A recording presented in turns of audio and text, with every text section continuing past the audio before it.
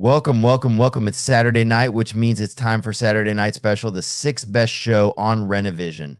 With comments such as, for the love of God, let your friend stay where he's at, SNS, and that channel is a rest area toilet bowl, and you don't need any more stinking up the best comic YouTube show going.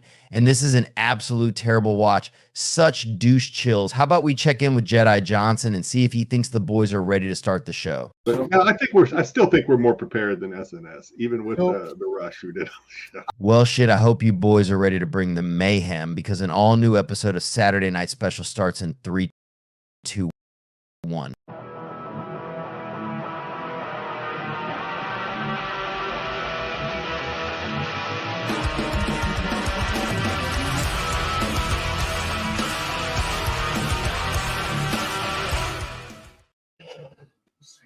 Welcome, everybody. It's Saturday night.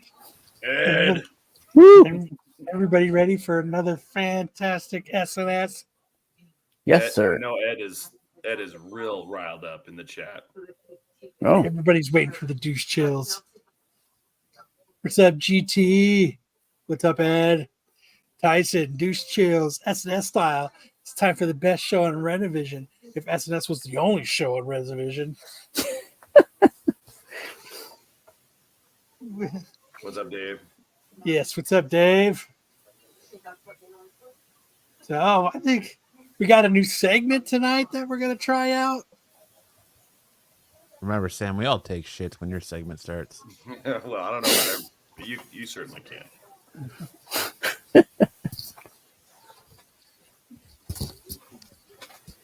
We got new segments. We got dead air. We got picks shuffling through things. It's a great way to start a Saturday. Hey, Right, Jay. Yo. what's up, Ray? I think we're gonna have I like how we went last week from Sam rapping clean rap to really pushing the envelope this week. Let's see. I don't think we're pushing the envelope this week. 2 weeks ago was way worse. 2 weeks. Yeah, ago. well, we'll see. This one, I've got a solution. Will he slip this time? Absolutely. Slip. Yes, Tyson, you're right. Dead air isn't new. No, it's not. Just annoying. Here's a segment we call Moments of Silence, where we just sit there silently looking at one another. Gonna just take a moment of silence. New segment. Is the panel gonna expose their LGBT gay poop ads on Craigslist? No, he said LBGT. Oh shit! Yes, he did. LBGT. Listen, I think we talked about poops enough for the last 2 weeks. All right. I still don't believe Kyle doesn't fucking his legs don't fall asleep on the toilet. Here, you know what I actually did? Oh, You God. timed yourself in the toilet, didn't you? I did. Take a TikTok in the bathroom? Get the fuck out. There's no way you're sitting on minute 39. Dude, your your an hour shit and must 39? be like, you must need more fiber then, because you must sit down and like turn on a water faucet. No way. Yeah. It's just farts. That's just farts. Yeah. No way. That was just farts. There's no I'm way telling you're you, dropping. There's no way when you go from squatty potty to clean as a whistle in a minute 39. No way. That's coming out. That's coming out like water then. That's also We the will beauty know, of because then he'd have to take more time to wipe. I have a He's bidet. got a bidet. So he just squirts it in his ass and it comes out and then he puts water back in and he goes about his business. He's got He's got his own filtration system. He never gets dehydrated. He just shits and then puts it right back in. That's not. I don't believe that for a minute. You want me to actually video me? I want Nubia to stand there in the doorway, videotaping you while you We poop wanna see you. with a We wanna timer. see your legs She can exposed. attest that I'm not in the bathroom very long when I have to go to the bathroom. I would Even see Brian Sonata J says, like this. "Kyle, did you wipe properly? Come on, Kyle. I think you're reaching. LOL." I have a bidet. I don't wipe. Doesn't wipe at all. I don't use toilet paper. Kyle is like a submarine torpedo hatch. Just shoots it out and then he's gone. He is Fire all one. through. R2. So that's Kyle's pitch in of a NASCAR race. I did time it though. Yeah. I can't even get my pants down in a minute 36. Well, Well, that's a whole other congratulations, Kyle. That's probably some sort of world record. Yeah, that's what I was gonna say. Like, call Guinness because Kyle's like the fucking Flash of pooping. Yeah. Where's Jedi? Have him look that up. I live in rural Canada. I just go for a 3-minute walk outside and poop in the forest, the Great Canadian Forest. You're liable. Kyle's Oh. very wet ass. Yeah. I guess we don't have to ask Nope, that there- question, right? There's a dryer on it. There's a dryer too. Yeah, so I just Is it push a the Dyson? dryer button. Is it a Blow Dyson? dry your ass. Yeah, and I can pick the temperature of the air and the water. Is it scented? There is a button that shoots out a scent. Yes. That new Talks car's to not. you. Little vanilla poop. Hello, Kyle. How are you today? Your bowel movement is 95% cheese corn and 2% Pork rinds. pork rinds. 2% fiber. Did you get a Japanese toilet, Kyle? Oh, watashi wa Komosani da. kokoro taisho desu. Who am I, the king of England? Would you like your ass hair straightened as you get ready to stand up? Kyle is so Well, does it spoiled come at with a home, he little doesn't brush? poop anywhere else. You're right. No. What? Does it Brush. come with a little brush For what? for your butt hair? No. So if you get a little Neptune's kiss, it can brush it out. Puffy. If it only takes a minute and a half to go, you must always be full of shit. Oh, wait. That tracks. So your toilet gets you moist and blows you. Very nice. Well, congratulations, Kyle. Yes. And your world record for pooping. We really should call Guinness and see if we can get this in the books for you. Yeah, let's see. Let's see. Maybe they'll hold a contest. Or you just wait till that last possible minute till you got to go where you know Your it's prairie turtle dog. and yeah, you run over there and you just, as you're sitting down, it's like bloop, bloop. And you're like, all right, we're done here. Like a File depth charge. one. Depth charge. Yeah. Kyle You don't can't even get poop in Neptune's public, so kiss. always has to run home to poop. You don't get Neptune's kiss then. Home bowl is the best bowl. Yeah. The talking bidet. Shall I remove the Gotta be like Dom. Poop at work and get paid for it. Talking bidet asks, shall I remove the lodged Coca-Cola bottle, sir? All right. Should we let Probably Sam says shit talkers. get us kicked off tonight, even though we already kind of started with Kyle's unbelievable poop record? It is unbelievable. Let's talk about something. Talk about something that's actually real. I'm telling you, it's real. Uh-huh. Why would I lie about how long it took me to poop? That'll be the day. Oh. Okay, so we've got a Halloween trend. Halloween is next week. I don't know if you guys knew this. I wasn't. Halloween's next week. Oh my God. I wasn't aware. Of that. And in Japan, they have a trend they call Mundane Halloween. And the idea is instead of putting up a flashy and flamboyant costume that may earn everyone's hearts but make you feel awkward and out of place, you don't need anything special. The more mundane your look is, the better it is. And I got some really great ones here that I thought were really funny. So, number 19, random character who appears in the early stages of the TV series in order to show you that if you get bitten, you become a zombie. That's number 19 in the bottom left. It's just a guy in a regular outfit, and he's got some bite marks on his sleeve. Perfect. It cracks up. And then we got number 16, a person who tried to cut their own bangs, failed, and now claims it's the latest fashion. Oh, man. Okay, then I'm going to go to the furthest on the right, number 10. The only person at the event whose name... The only person at the event whose name tag string is super long for some reason. And then my favorite one, this one had me laughing for a long time. Number 22. I don't know why this was 22. It should have been number 1. People who are interested. Sorry. People who are interested in the events held on the first floor of the shopping mall.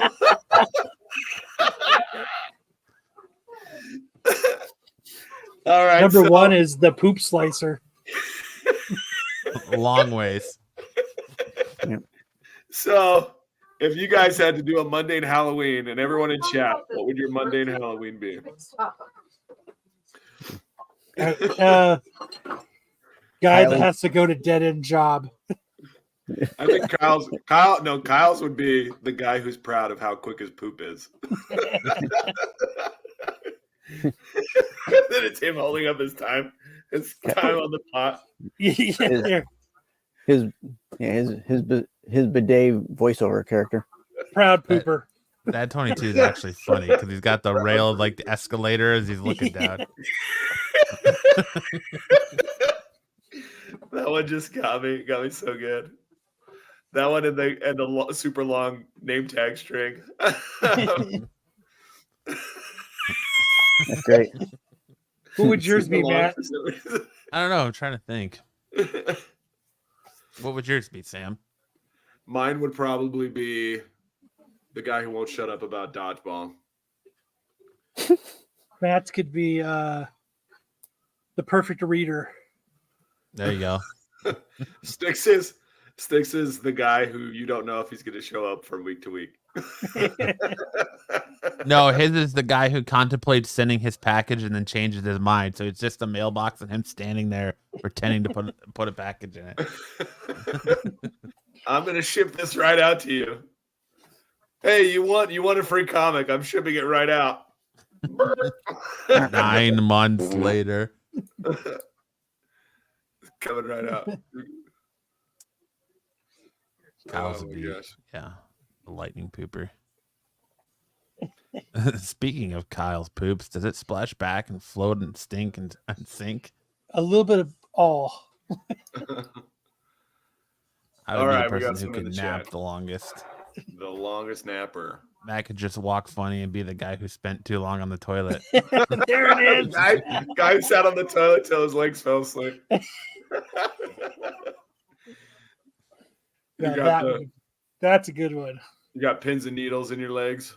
Hey, man, the worst thing that ever happened was a cell phone and social media. So that way you spend longer on the toilet. I don't have to read the back of the shampoo bottle anymore when you're taking a poop. Just watch TikTok. Did you guys ever you guys all had those TVs that would have like the snow, right? Yeah. Oh, yeah. No, I never had that. So you sit too long on the toilet. For some reason, your legs feel like that TV, right? Dude, that's what it feels like when your legs asleep. That's what I describe. It feels like static static snow on a TV screen. That's what it feels like. That's exactly what it feels like. And then they wake up and the national anthem plays. And kids these days have no idea what that means. Nope, gone. It's just like the times of Let's begin radio broadcast day. TVs, would just shut down at like 1 a.m. This is what I'm going to cosplay as at the next Comic-Con. People who are interested in events held on the first floor of the shopping mall. That's my favorite. My daughters call it my favorite place to be. Yeah. It's your silent oasis. Sticks still have not got the Harley comic. That's from I still haven't got an address, so you're not going to get it unless I get an address. I like Tyson's. I'm the guy who is proud that I was able to change the string on my lawnmower. Yeah. Hell yeah. That's great. Well, hopefully you guys. I'm the guy who can't figure out how to still re-spool my weed whacker. He's just walking around. It's like unwound. It's like unwound just on the little covered spool. in string. That's like every guy walking around the Lowe's Garden Center. Can you help me with this? You know what? We should all dress up as snakes and have a card that says stolen content. Content stealer. Internet content thieves. I thought about it. I was gonna say we should all dress up for Halloween because I forgot Halloween was next week, and I was gonna say that yesterday. I was like, it's too late, forget it. Well, now, I could hold up a sign that says, "Wish I still had my old show."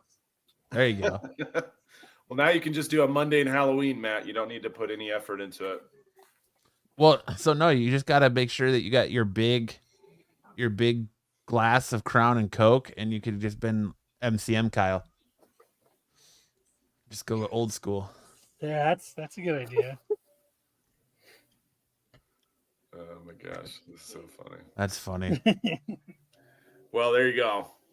Are we warm? I feel like we're warm. I think we're warmed up. I think we're good. We're good.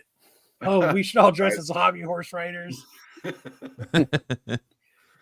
should all dress. Yeah, that's great. Sticks, you were at NYCC last week, right? I was there on Saturday. Yes. Did you Did you see the start the guy fight? walking around as the Titan submersible? No, Oh, I didn't even see that in pictures. And I looked at a lot of cosplay Was pictures it this week. pre-implosion or post-implosion? yeah. Yeah, and he had a white shirt on that said Titanic or bust. And it was just like on his head.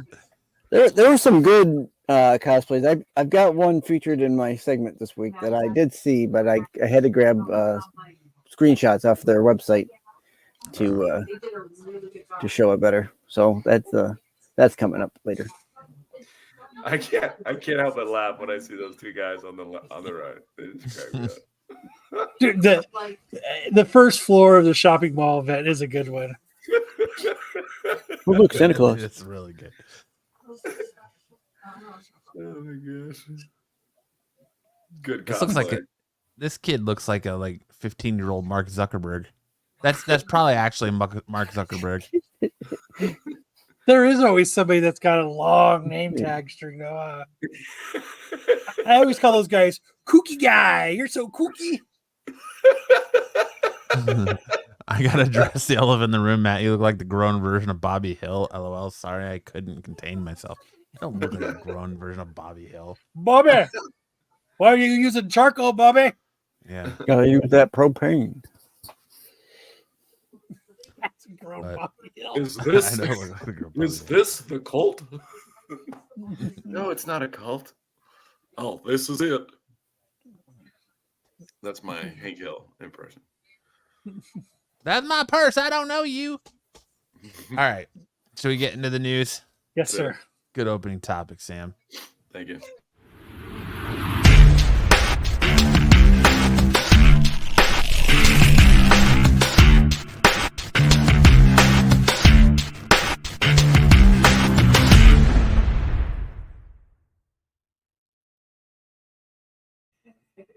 All right. Leading us off tonight is King of the Hill Revival shares first look at adult Bobby Hill.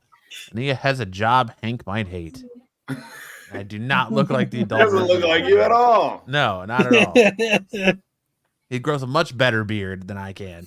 Look at his One. propane flame tattoo on his arm. It's charcoal flame. It's charcoal. Yeah. Oh, charcoal doesn't burn blue. King of the Hill is now in the works on a new revival series with Hulu, and the first look at Bobby Hill featured as an adult has been revealed. King of the Hill will be coming to Hulu in the future with a brand new series set years after the event of the original series. While concrete details have not been have been shared here and there from members of the staff and cast, King of the Hill has yet to fully reveal what fans could hope to see from the big comeback. But what's certain is that each of the characters have been aged up several years. With Bobby Hill voice actor Pamela Alden, who is returning from the new King of the Hill series, previously teased fans with the fact that Bobby has been aged up to 21 years old, which means the new series takes place about 8 years since the events of the original.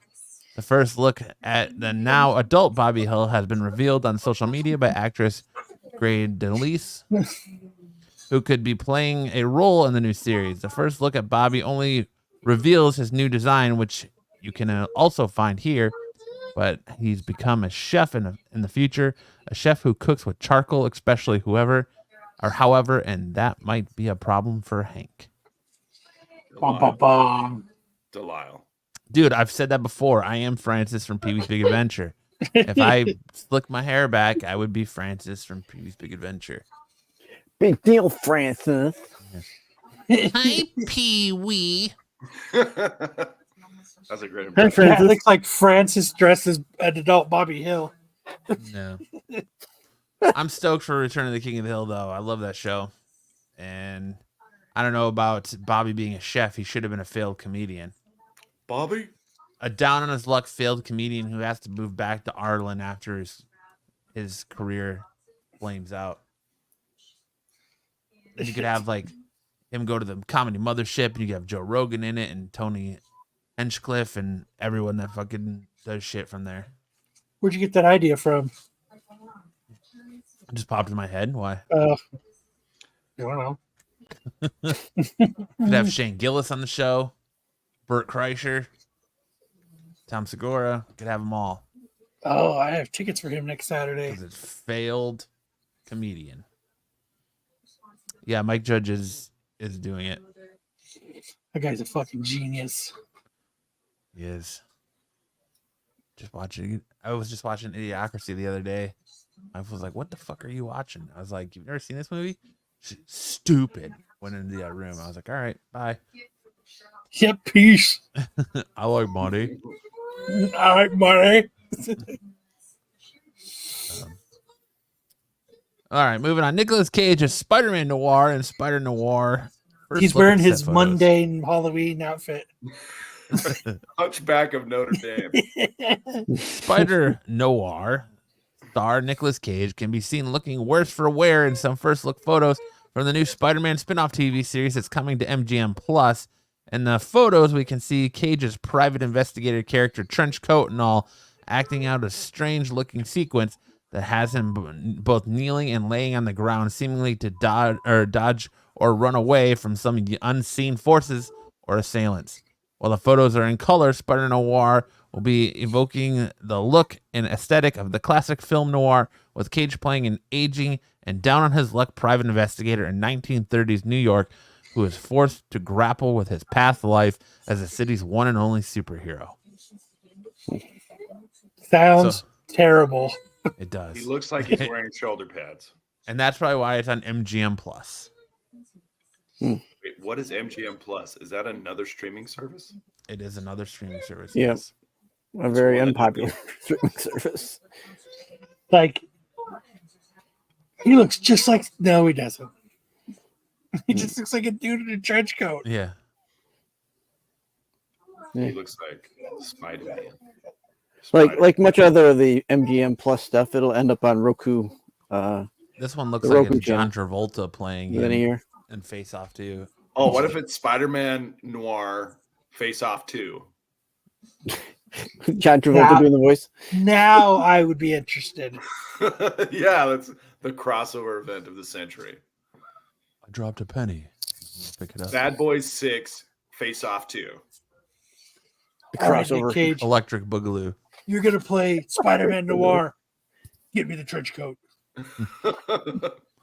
Let's go. Good old All right. Nick Cage. I'm Spider-Man Noir. So it sounds like it's gonna be like you're gonna see him like that, and then it's gonna be flashbacks of him with a mask on and the same trench coat and a top hat. I hope it's that mask that he's wearing there the whole time. His hospital COVID mask. Nicolas Cage is the greatest who needs to earn it. What was that Sylvester Stallone superhero movie where he played an older superhero? Over the top. Over the Guardians of top. the Galaxy. No, over the top is Not over the top. The arm wrestling. Rambo First Blood. It was like Amazon, or it was an Amazon show, or one of the streaming services. I can't think of it. King of Tulsa. Backdraft. Someone will have to know that. Come on, people. Rocky. Anyway, that's kind of no, what this kind of sounds. I know what you're talking about. Hitch. Itch.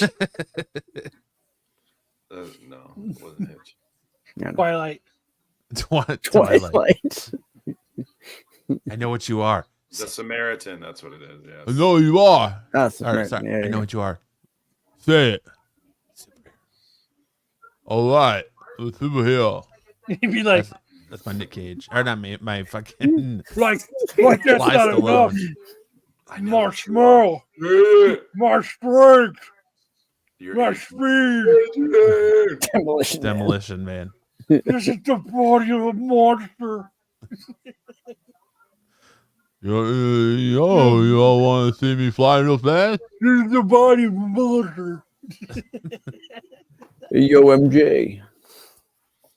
You are my own personal heroine. I need to inject you in my veins. All right. Spider-Man 4 gets a 2026 release date with ominous Avengers connection. The new Matt's favorite word. Yep, ominous. The news regarding Spider-Man 4 is coming fast and furious as Sony Pictures and Marvel Studios have settled on a release date for the flick. The biggest news of the week came when Tom Holland revealed that Spider-Man 4 is indeed happening and filming is slated to take place next summer. There's always been the relief that a fourth Spider-Man movie starring Tom Holland was taking place, but it's the first time we've got some concrete news regarding the script and window for the production to start. With Marvel removing Blade from its 2025 calendar, Deadpool nailed that. There's only one Blade, and there'll never be another Blade because that Blade movie ain't coming out. And speculation rising on the studio's 3 2028 movies, we can now put to rest that Spider-Man 4 is premiering. New Spider-Man. Speak of Spider-Man, the untitled Spider-Man movie starring Tom Holland and directed by Destin Daniel Cretton will drop in theaters on July 24th, 2026. A post from Fandango's Eric Davis on X, formerly Twitter, reads. Nice. It's going to be King in Black. It's going to be Null. Yeah. Going to get the black suit. Yeah. We all know this, and it's going to probably go into what? That's going to be... Well, does Doomsday come out to 2026 or 2025? Doomsday comes out 6. No, 6, yes. Fantastic Four comes out 2005. 25. Yeah, okay. Spider-Man 4. Lights are on, but nobody's home. Well, they're always like that's Far From Home, No Way Home, Can't Find My Home. Yeah, there's a rumor that Spider-Man 6 is dropping 2032. We need to. Hey, maybe we'll actually get a Spider-Man 2099. In 2099? In 2099. If they don't, then they missed the boat on that one. Come on, man. Right on the nose. Just think how people will be burnt out on superhero movies by 2099. They'll be on Dark Hawk 9 by then. Dark Hawk. Slapstick 5. But I'm stoked for Spidey 4. Give it to me. Give it to me. Although even Spider-Man 4 Home Alone. Yeah. Is it going to be like Drawn to Comics? What are you talking about? Their reels recently? It'll be all right. It's all right. It's pretty good. It's all right. And for all you nerds of all genres, today was a sad day as you all run out of your beds this morning to try and jump in the massive queue to get San Diego Comic-Con tickets. San Diego Comic-Con International gave you the giant middle finger as you were sitting in queue and nothing was happening. Then you got in and got to go buy your tickets, and as you were checking out, you got a blank white screen that said, "Sorry, an error has occurred. Your transaction has not been completed." So San Diego Comic-Con came out and said, "We've been informed that the badge sales will not resume today. We will announce a new sales date once we've had additional information. We have received word from our registration company that the anomaly we are currently experiencing is potentially a larger issue than the originally thought.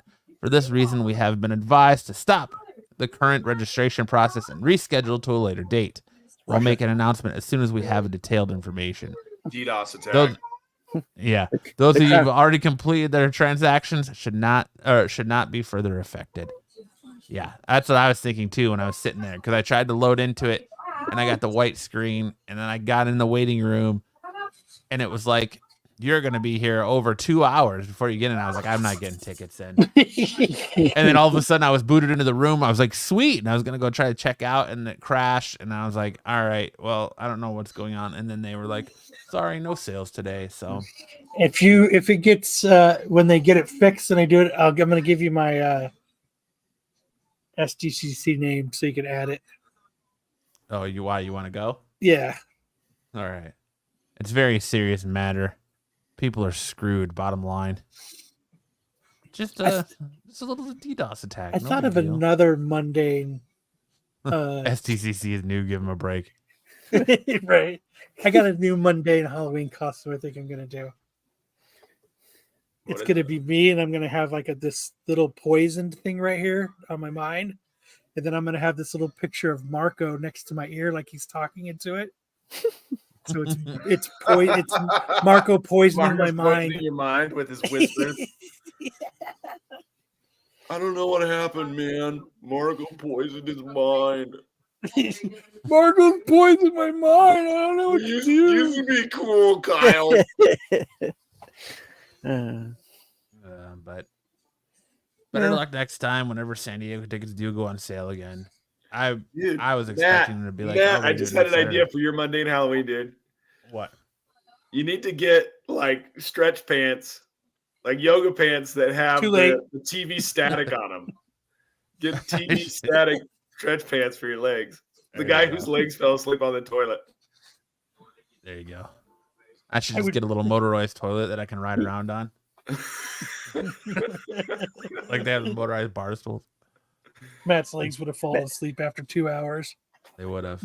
Matt will dress up as a sad non-ticket holding SDC wannabe. Kyle, you would be a perfect pallbearer. Why is that? Bye, Matt. Bye, Matt. Oh, shit must be getting fucking tense. Just stand up. Watch says stand up. I just had to blow my nose and I wasn't going to do it on screen. So, guy who won't blow his nose on screen. There you go. There's a new one. We're just keep them coming.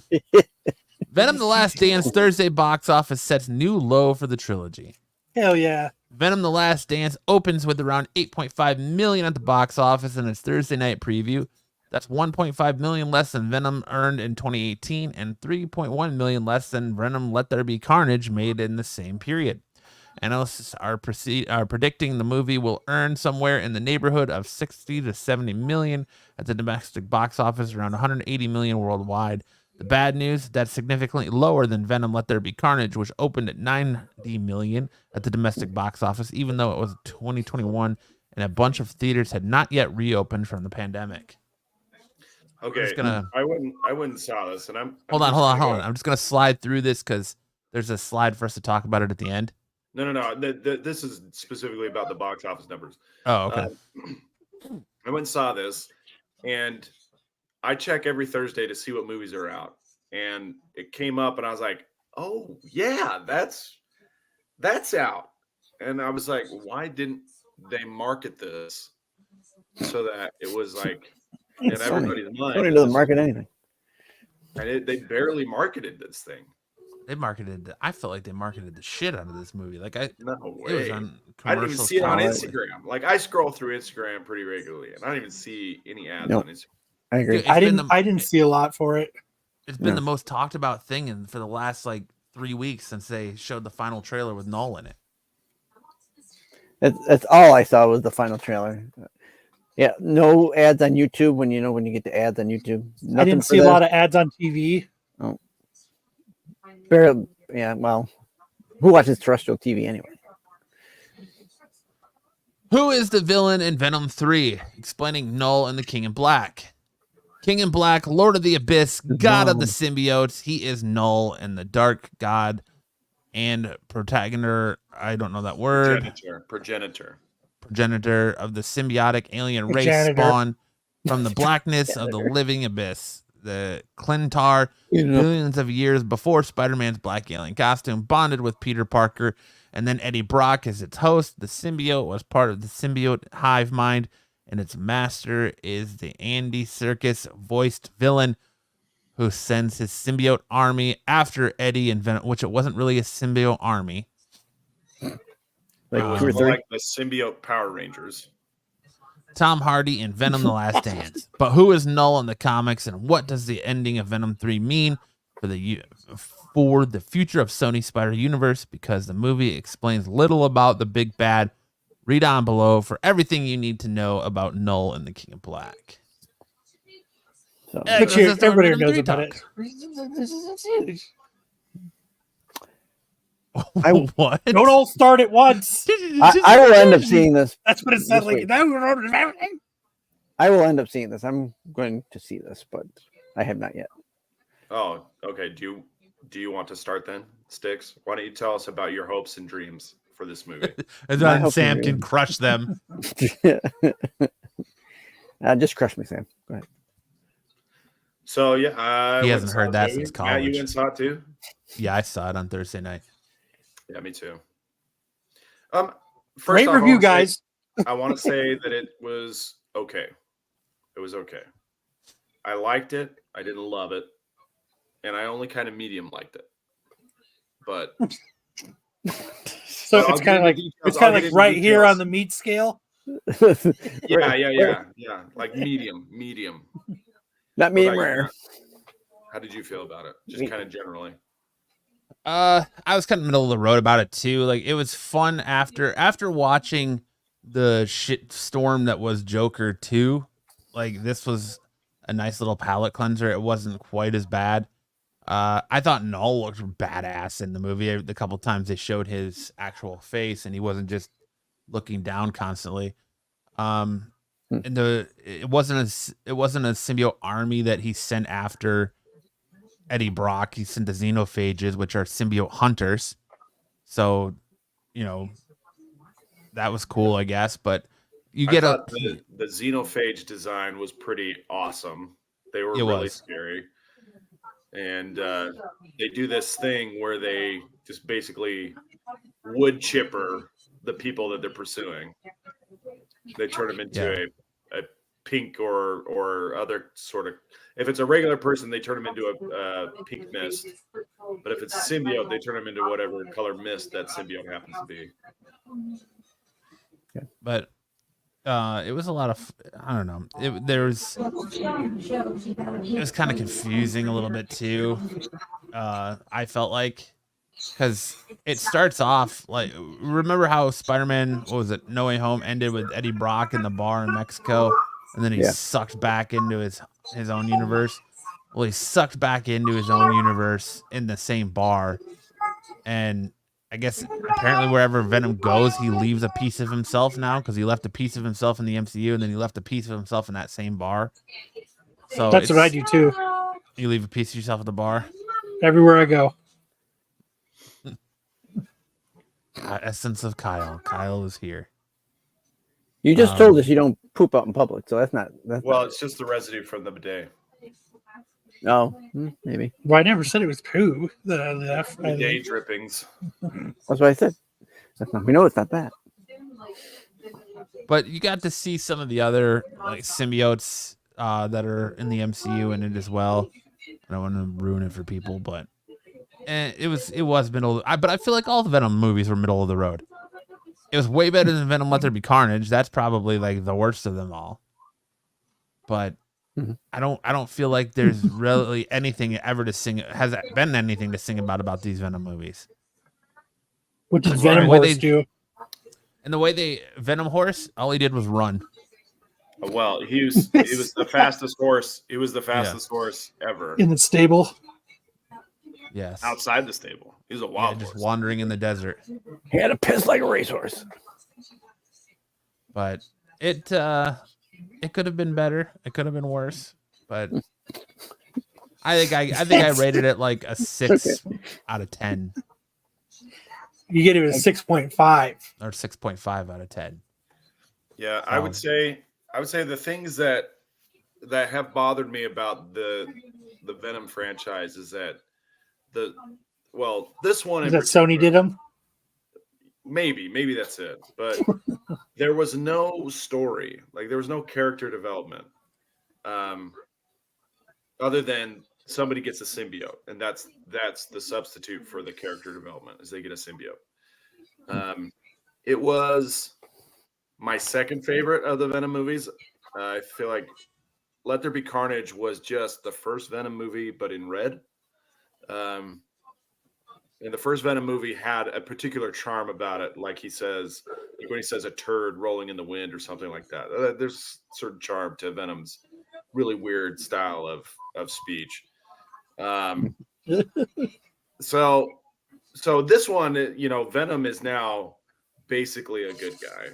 He still eats the head off the villains that they come across, but for the most part, there's not that tension of him wanting to act out his alien instincts and Eddie having to rein him in or being horrified by the consequence. So that whole aspect of it has been taken out. Now, that leads us to this really kind of out of place scene, in my view, where they're with a family, like a hippie family, traveling to Area 51, and the hippie family starts singing "Ground Control" to Major Tom, and it's this really calm moment. I mean, the song's well performed, but it's just kind of weird. It's just a weird experience for the Venom movie.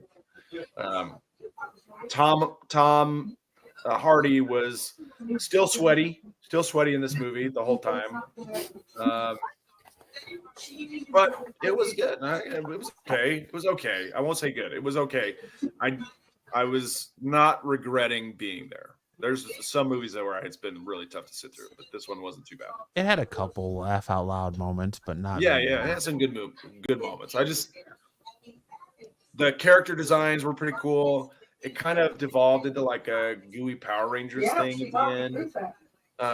Not that that's bad, but it's just like, you saw that same thing happen in the what was the one that had Namor in it?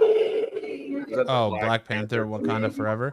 Yeah, in Wakanda Forever, it kind of turned into Power Rangers at the end there too. So I guess when you have like a team, they each have to have their own really bright colored, distinctive look, and then they each get a special power that kind of sets them apart and gives them a reason to exist. And it just felt like really Power Rangery at that point. But yeah, it was enjoyable. I don't pass on a pass fail. I think it's a pass.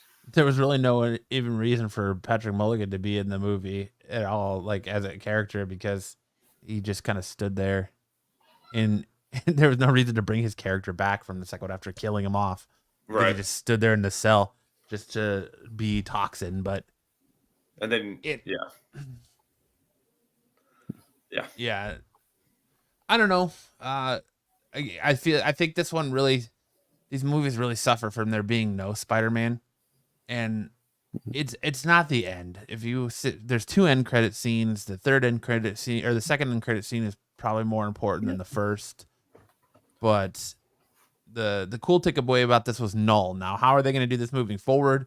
Don't know. Is Marvel going to help out with him moving forward? God, I hope so, especially after the debacle that was Gore the God Butcher. But I think this movie suffered from no Spider-Man, especially Venom in particular. But I think they're going to fix that with the piece of symbiote that was left behind in the MCU, the 616, and then the still whatever, is left in the Sony universe. But I'd say this would be really good dollar theater fare. Yes.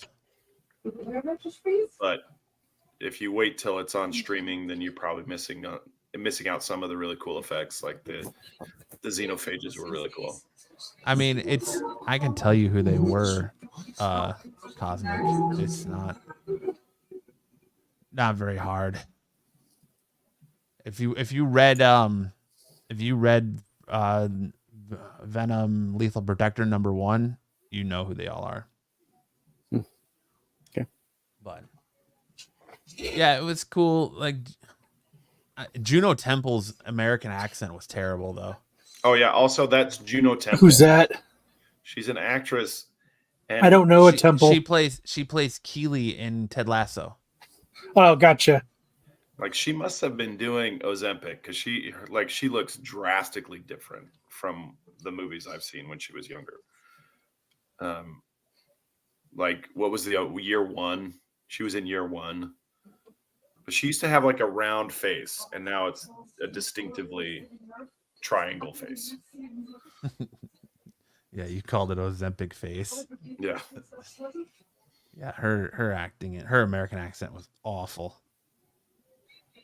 Why? What was up with it? It just sounded awful. It was like authentic. this. Yeah. It was Like she could this- just break that British accent chunks, or Well, it was like she was a British actress trying to do an American accent, but she thinks that all Americans are hillbillies and speak with like a Western tang or twang. I mean, they And that's did give her kinda a what it Western was. background. Yeah. so she did it right then. No. Well, Oh, no, not really, but that's Yeah. okay. But it was, like I said, it was an okay movie. I don't feel like I wasted my time like I did with Joker. So nice. Here's Can't okay. wait till it. You could already order the Blu-ray for it. Oh, really? Yeah, you can already pre-order the Blu-ray. Yeah. So everybody run out and get your Blu-rays. oh yeah. So you I guys won't. both gave it like a 6.5 out of 10. I'd say 6 for me. I won't be running Well, anywhere beverage. to buy this movie, but I definitely would watch it if it was on TV. It was a fun, and here's the part that really I feel like they missed an opportunity here, is because to connect it to the Peter Parker Spider-Man is the dude who played the hippie father. He's the guy that played the Lizard in the first Andrew Garfield. Andrew Garfield Spider-Man Yeah, movie. it was Reese Ifans. Yeah, Oh, they totally man. could have tied it together somehow, but what are you gonna do? He was the And- same character. And the guy No, who he played wasn't the Baron, same character. The guy who Oh, played okay. Baron Mordo was in it too. And they didn't connect that together either. Who was he in the movie? He was the military guy. Oh He's yes, the he guy- was. You're right. Yeah. But I did like the Major Tom, the ground control to Major Tom scene. It was You really work for well Marvel, we'll hire performed. you. It just is like, what are we doing? Here, you need these sandals for your feet. These are worse than the Crocs.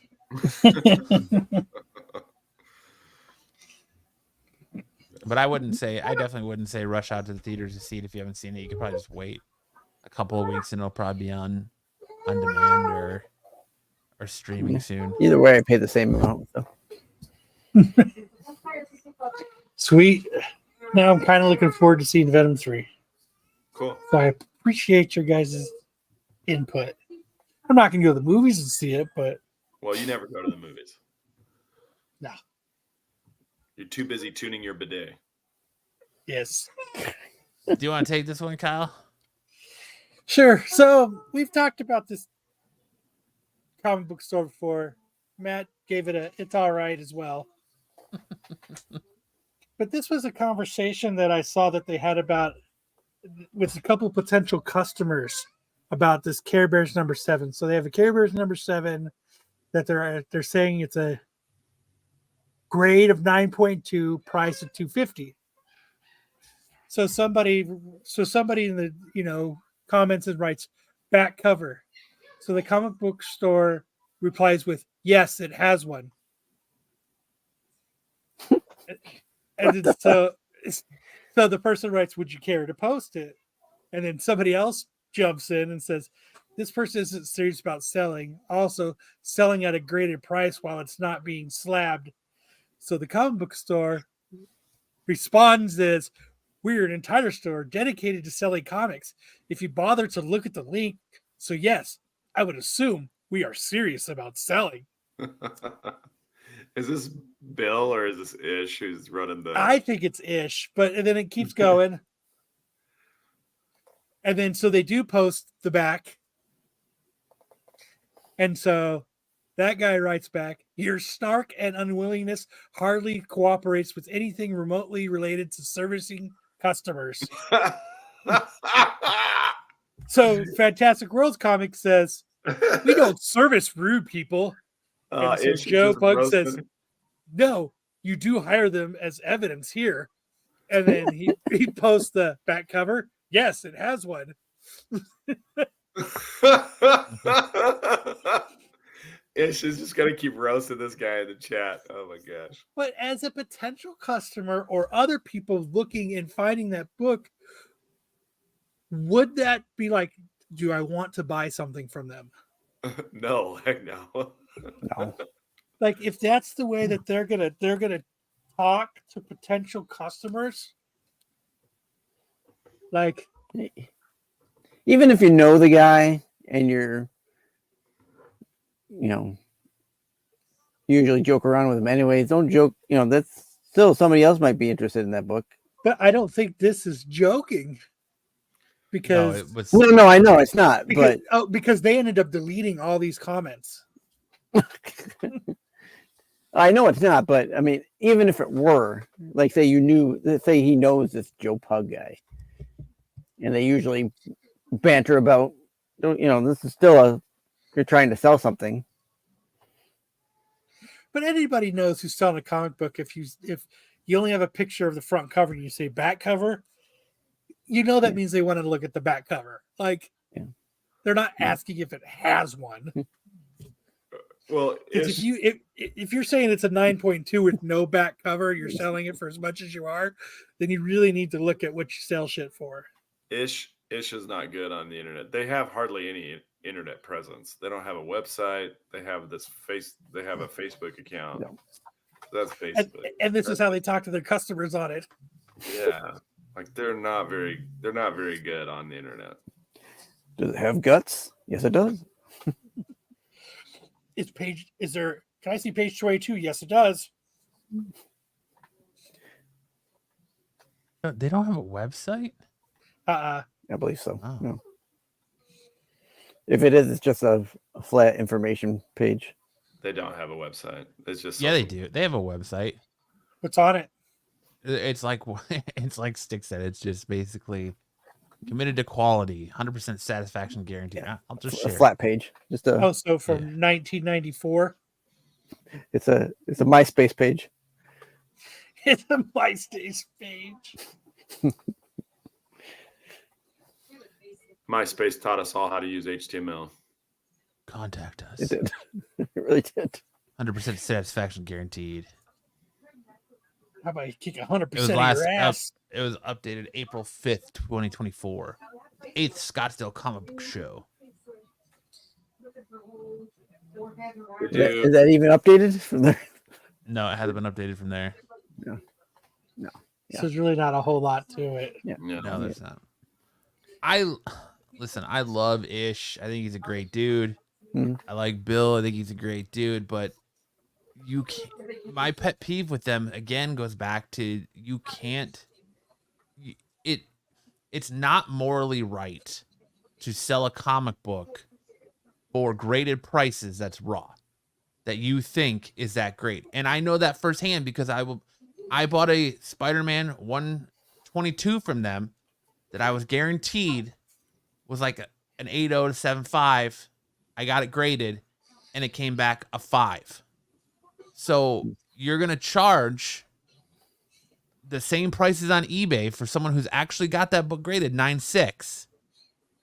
And then when they send it in and it doesn't come back that grade, You lost money. you just screwed that person Mhm. out of that money. I mean, they did tell you to crack it, just send it back. They did tell me to crack it and just send it back. Yes, but And get it graded again. How much does that cost? Yes. right. I Same don't as want to before. spend another $100 to get it regraded and have it come Plus back time. the same grade. Yeah. I'm not. But That's yeah, not. Bill and Ish, they're good dudes. I just think they need Well, I way didn't they spend put- that much on it, Bri J, but because prices, I bought it during right before the pandemic, and prices weren't that crazy at that time. But like potentially, this dude could get pounded, or potentially anybody who buys a graded or non-graded book, a raw book at a graded price, is going to probably take it on the chin right now, Mhm. especially with the way CGC's grading. Yeah, they need to grade themselves if they're gonna. They should just. That's Yes. exactly what they should do. They don't want to put in that There- effort or that money. I don't mean, there's- care if you want to sit there and gloat and say, "Oh, I've got the greatest CGC grading record ever. I can grade yada yada yada. I'm right 90% of the time." Okay, well, what about that 10% that you're not right and you're selling your books for this graded price? I think that's the just hardest pill to swallow is when you're going to sell a raw book at graded sale prices. But I just think this is just not the approach at trying to sell books on the internet. No. Yeah. Well, you pulled your box from them, right? Yeah. Okay. Well, after he told me if you can't afford comics, don't buy them. Wow. Yeah. So I was like, yes, sir. You're right. I can't afford them. Not here. So they're good dudes. Don't get me wrong, but I think they just need to. They don't have very good bedside manner. Yeah, take a second and reflect and think about it. Because yes, with comic books, it always boils down to it's not a necessity. Mm-hmm. So you should. It is a huge difference, Bri. Yeah. But it's and to give them the credit, like they've got a beautiful shop, and they're one of the shops that have some of the hardest to find books, and they get a lot of great books in that are graded. And Ish is a good dude, and so is Bill, but sometimes you just can't play that game, man. Yeah, if you're gonna sell it at a graded price, actually get it graded. Yeah. But just I don't know, just instead of saying yes, it has one, I would have responded with, "Oh, sure. Here's a picture. Would you like to see the back a pic of the back cover?" Yeah. I mean, I guess in reality, if you're gonna post something for $250, show the back cover anyway. Because all I was talking to Ish and them about was like, because they, like this is ways to draw in people to make them, box holders keep coming back, give people discounts on their books, stuff like that. And I was just like, and then you said the dirty word, discounts. Yeah, I was like, you can give, like a discount to your box holders, and like 15% off the books, because you don't make a lot of money on new books. What you do is you try to get people to buy other stuff in the store while they're there. Right. That's where they make the money on stuff, and that's what he told me. Oh, if you can't afford comic books, don't buy them. And there was a couple people in there. They put the stuff back on the shelf, and they walked out. So not only did they lose, and then I said, "You're right. You're right." And I did. I bought the books that I had in my box, and then I closed it and I left. Yeah, I mean, most stores around here give you like 10% discount if you buy your books on Wednesday, and then free bags and boards. Some stores charge you for bags and boards still, but one of my LCSs, if you order through the previews order before FOC, they'll give you 30% off. Others just sell mainly modern and don't give you a discount. I'd take 30%. So I don't know. That's all I was talking about. I was just like, was it? Maybe he took it as I was being too harsh or something about it. Maybe but I was like, just these are ways you can get more box holders and stuff. Like Jesse did a good thing. He did a point system. And all the books you bought, you accrued points, and then it would eventually end up, you would get some free books. Like having a punch card or whatever, right? Yeah. Well, I kind of wonder how much of it too is like the attitude of the area the shop is in, because it is Snobsdale. So, we don't care about making money off of our weekly books, because where our net's going to be made is the person who's going to come in and buy this X-Men 1, a 5.0 X-Men 1, or this first edition, first print Teenage Mutant Ninja Turtles #1. Yeah, I mean, that's where they're looking to make their nut, is that the person coming in buying the big boy books versus the people buying the weekly readers. and they know the majority of their clientele that's coming there has money. Yeah. So, Well, that would be like a car dealership, you know. They know who their If you customers can't are. afford a car, don't buy one. right. Yeah, well, that's true too. But You know, that's what a car dealership will tell you. And There's a lot of comic shops here in the valley. And your thought process online is, oh well, if I sell the book for showing it on this group, cool, but it's to draw people into the store and to draw interest to have someone come into the shop versus online. So really, what do you care what your online interaction with the person is? You're going to lose their online sale. Oh, well, you're going to get the person that walks into the store, never even seeing this conversation and still buy the book. So, yeah. Do you guys prefer clean shops or more of a hoarded type shop? Right in between. Yeah. I like shops that have a lot of that would have like extra.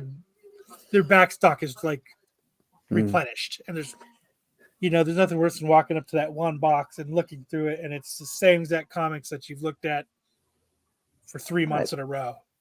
Okay, they're not selling. Let's add some new back stock. And what I've noticed too with the growing of top 10 lists, because everyone does top 10 lists. It's like what Kyle says. A lot of shops around here don't replenish their back stock. They hold it, and then when something comes and hits a top 10 list, then it's automatically on the wall at the price that they're talking about on the at eBay prices. Or they have like a warehouse sale where they hoard all their good stuff, and then one weekend a month you get to go there and shop their warehouse and fight with everybody else to try to get the same stuff you're looking for. It's Midtown does that, I think. It's not. I mean, it's their shops; they can do whatever they want, but right. It's not. It's not the same as it was, where you could go dig in a dollar bin and be like, "Oh, look at this," or "Oh, look at that." It's very guarded and gate kept now. As far as what, Chucky? No, we're not talking about Samurai. It's right there on the screen. Fantastic Worlds. Well, I kind of was too.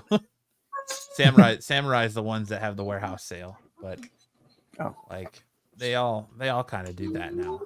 It's yeah. You go in there, it's almost to the point now, like if you walk into a shop and you're like, "Hey, do you have this?" They start questioning everything and being like, "Why do you want that book? What do you need that book for? What's so special about that book?"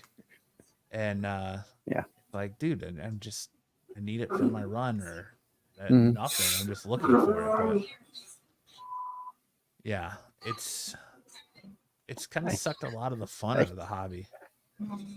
Yeah, I miss the days where we could go to like John and stuff, and he would just set boxes down that he didn't even go through, and we get to go through them. That was when it was fun. But yeah, I was on a Whatnot stream, and I asked the guy if he had some Doctor Who comics, and he did.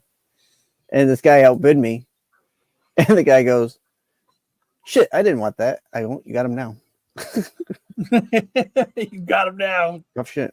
Don't bid. You haven't shipped them yet, have you? Yeah. He didn't ship them. But all right, I think that's enough. Get it for comics, don't bid. I just wanted to say that this is enough comic book shop talk for a show that's about comic books. Yeah, well, I mean, just about talking. I just wanted to make the point is this isn't how you talk to potential customers online. Agreed. Moving on. It's time to hand the reins of the show. Oh, go ahead, Kyle. Don't we usually do the verses before that? No, the verses is after anime. Oh, all right. Hand the reins of the show over to Sam for big news in anime. Watch your ears.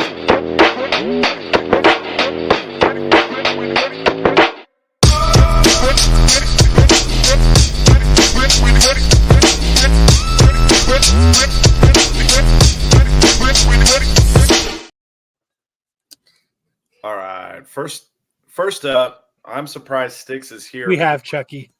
my kids are having a school dance tonight. I was expecting Sticks to be chaperoning. Nobody called me. I would have gone. I'd have shown up. All right, first up. Yes, and I call it. I don't call it old man con. I call it overpriced con.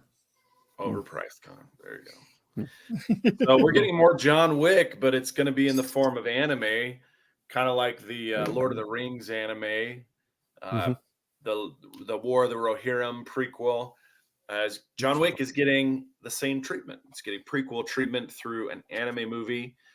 And in an interview that the Hollywood Reporter entertainment news source posted on Tuesday, John Wick franchise co-creator and director Chad Stahelski revealed that the franchise's planned anime will be a prequel feature film. And this is the part that really gets me excited.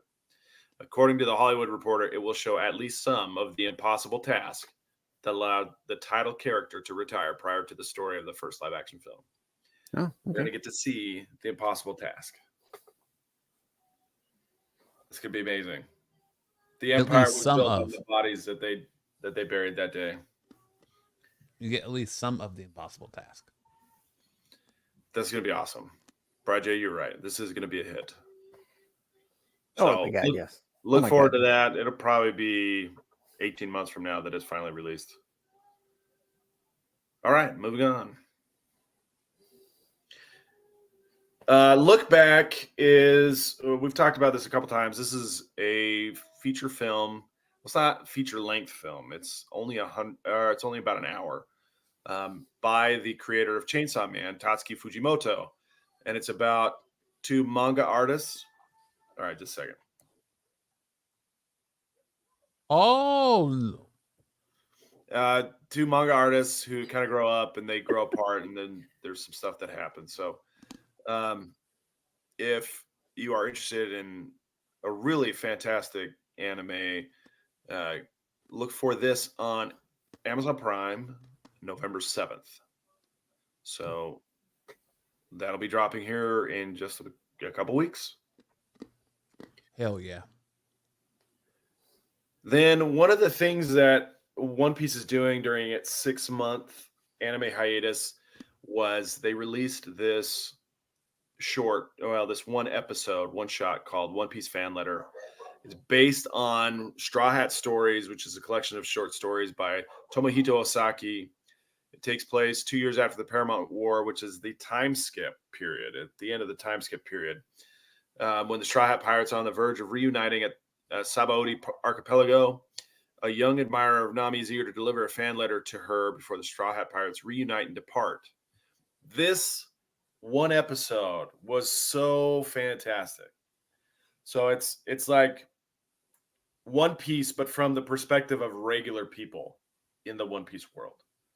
They don't have powers. They have regular jobs, and they're watching these fantastically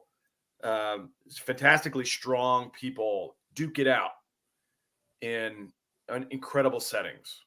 So in the Paramount War, there's like these icebergs that form during the fight, and so they're battling in these iceberg settings. And these are just regular people trying to make sense, trying to make it through this horrific event, this horrific war. But the animation style is fantastic. The story is amazing. If you guys haven't seen it, you can see it right now on Crunchyroll and on Netflix. It is available. This is like 4.5 stars out of 5. It's very, very good. And it's also only 24 minutes long. The music is good. The story's great. The animation's great. So if you haven't seen it yet, I encourage you to check it out. It is a great representation of what the One Piece world can be. And then we got an announcement of another big anime drop, which is Haikyuu, the Dumpster Battle, a movie which kind of dominated the Japanese box office for a few months, is finally coming to Netflix on October 31st. You'll get to watch. That's the battle of all the shows on Renovision, right? The Dumpster Battle. Yeah. So it's going to be a good one too. So there's a lot to drop. And then the last slide here. So we've had some very notable franchises end. And this just kind of prompted me and maybe some of the internet to debate where the future lies. So in the top left, you have the three series: Naruto, Bleach, One Piece. And these were generally considered to be the big three anime of the early 2000s. And everyone had their fandom. They're always bad. You still see people showing up in these cosplays at conventions and still really representing these fandoms. Then you have the new big three, which is My Hero Academia, Jujutsu Kaisen, and Demon Slayer, that are everywhere right now. But those series have all ended their manga runs, and their anime runs are nearing the end. Jujutsu Kaisen still has several more seasons to go, but we're on the final season of My Hero Academia. Maybe they have 2 more seasons, but we're on the final season of Demon Slayer. And so it led me to question what's next for shonen anime and some of what could be the new big three headed into the late 2020s, maybe in 2030s. What are we going to be looking for? So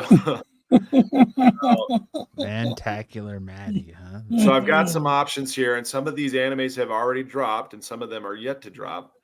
But we've got Chainsaw from right to left. You got Chainsaw Man, Sakamoto Days, Dan Da Dan, and Kagurabachi. Kagurabachi, the anime or the manga just started about a year ago, but it's already so popular that there are studios battling over who gets to animate that particular series. Dan Da Dan just dropped, and its anime is produced by Science Saru, which I think is fantastic. I don't know if you guys have been keeping up with it, but they just dropped their 4th episode, and it's zany. It's such a zany series, and it's also got a lot of charm to it too. So I see this one. Watching a witch take a boy's genitals was good enough for me. I'm out. I've seen enough.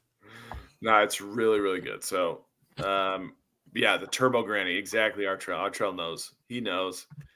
And then Chainsaw Man had a kind of a fantastic animation for the first season, but for some reason there's some debate about whether it'll stay with the same studio or go to somewhere else. Are we actually going to get a season 2 of that, you think? Oh yeah, it's already soon. And then Sakamoto Days is doing really well in manga sales, and its anime is going to be dropping in January. So maybe this will also take a big lead. But that's where we're at. We're kind of looking at the future and trying to see what's going to keep the shonen anime industry moving forward. And these are the series I think you guys should keep your eye on. One Piece, of course, is still going. It is nearing its end, but it's not like super close to the end. It'll probably end, maybe near 2030 at the pace it's going right now. But we still have several more years to enjoy it. Surprised One Punch isn't on here. Well, One Punch Man, as far as the anime goes, has produced 2 seasons in about a decade. 24 episodes in a decade makes it really tough to have a big season. Buffy, yeah, I can't wait for Sakamoto Days either. I think it's a really good series. I really enjoy it, and they're kind of ranging all over. In the little preview of what's next. They're kind of ranging all over right now. They're doing kind of a prison break thing that reminds me of Squid Game. It reminds me of Squid Game, and they did like a high school thing. So it's a really cool series. I like it a lot. I like it a lot. I like money. So we'll see how it goes. Marner. All right. I like money. That brings us to High Fidelity. Look, I'm going to stop. This needs to be a shirt. It really does. It needs to be a shirt. Okay, so I put this into Grok on X, and I said, give me a fat Che Guevara wearing glasses. Nailed it. It needs to be a shirt. And, well, go back. Oh, shit. No, I didn't mean that. So here's the news with Fidel this week. He was They kicked him out of the Navy. Don't get ahead of me, Kyle. Sorry. I was just throwing out guesses. So they had Postulating. given him a report date in December, and he failed a drug test. So now he's got to wait until January. Did he have the marijuana in him? Yeah, he had too much THC in him. It's the only time he scored high on a test. Yeah. Sure as hell wasn't the ASFAB.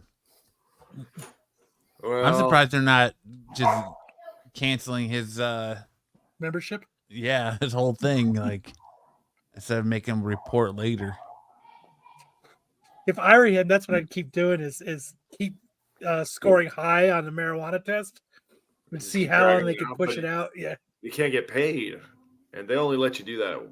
They only let you delay once or twice before they just drum you out. So good, fingers crossed he's able to keep away from the mint dispensary down his street.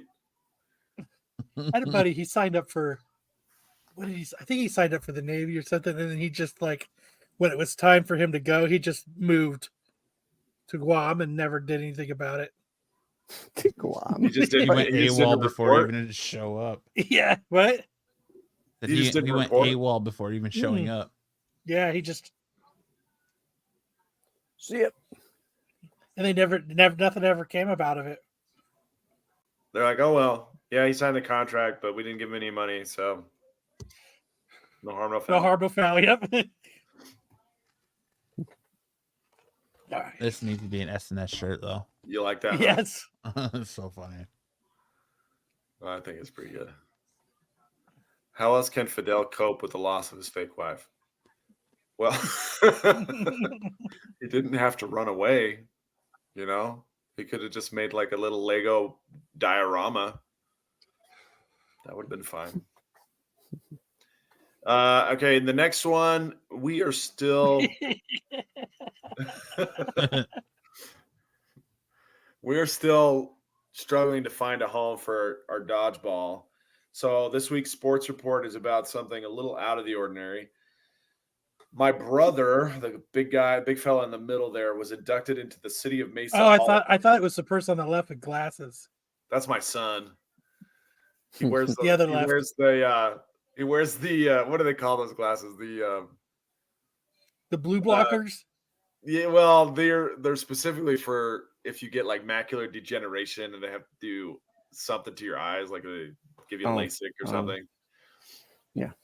And then my daughter on the left there, and they're giving him a big celebratory hug because he was inducted to the Mesa City Hall of Fame. Nice. And so that's. I remember meeting your daughter. I thought I met all your kids. I did. Yeah, I think you did. Yeah. She's just bigger than I remember. She's taller now. She's 5'7". When you met her, that's she was probably- probably a lot shorter. Yeah, Sam keeps a couple in the closet and pulls them out every once in a while. But yeah, we're still looking Rotate for a home for dodgeball. Hopefully by November we've got a residency somewhere where we can play. I can't wait, man. I got Wednesdays off now. So what did he do to get into the Hall of Fame? You never said that. Oh, so he won a state champ. Oh, this is the part that drives me crazy. He outbundied it. My brother we moved to Arizona in 1992, and he was entering his junior year of high school. Okay. And he went to the Mesa High for 2 years, right? Junior year, senior year. During that time, they went to the state championship 2 years in a row. They won 1 year and they lost the other year. He was in this huge brawl that took place when they won, and then he went off to college. He went to the University of Utah, played at University of Utah as a tight end there, and then he lived in Utah. He didn't ever come back to Arizona. I mean, he did for a very short time. He came back for like Mesa's a year and a half, but he's the smarter of the one. Okay. He didn't live in Mesa. He lived in Queen Creek. And so here's this guy who lived in Mesa for 2 years, and he's being inducted into the City of Mesa Hall of Fame. I was like, Nice. Good for him. I was like, you know what's so funny is that I will eventually spend probably right now. I've spent about 2/3 of my life in Mesa, and I put a lot of effort into the community, you know, through church, through sports, through all kinds of activities. I got my kids in the local community doing stuff all the time. And someday they'll name a street Richardson Way, and it'll be named after him.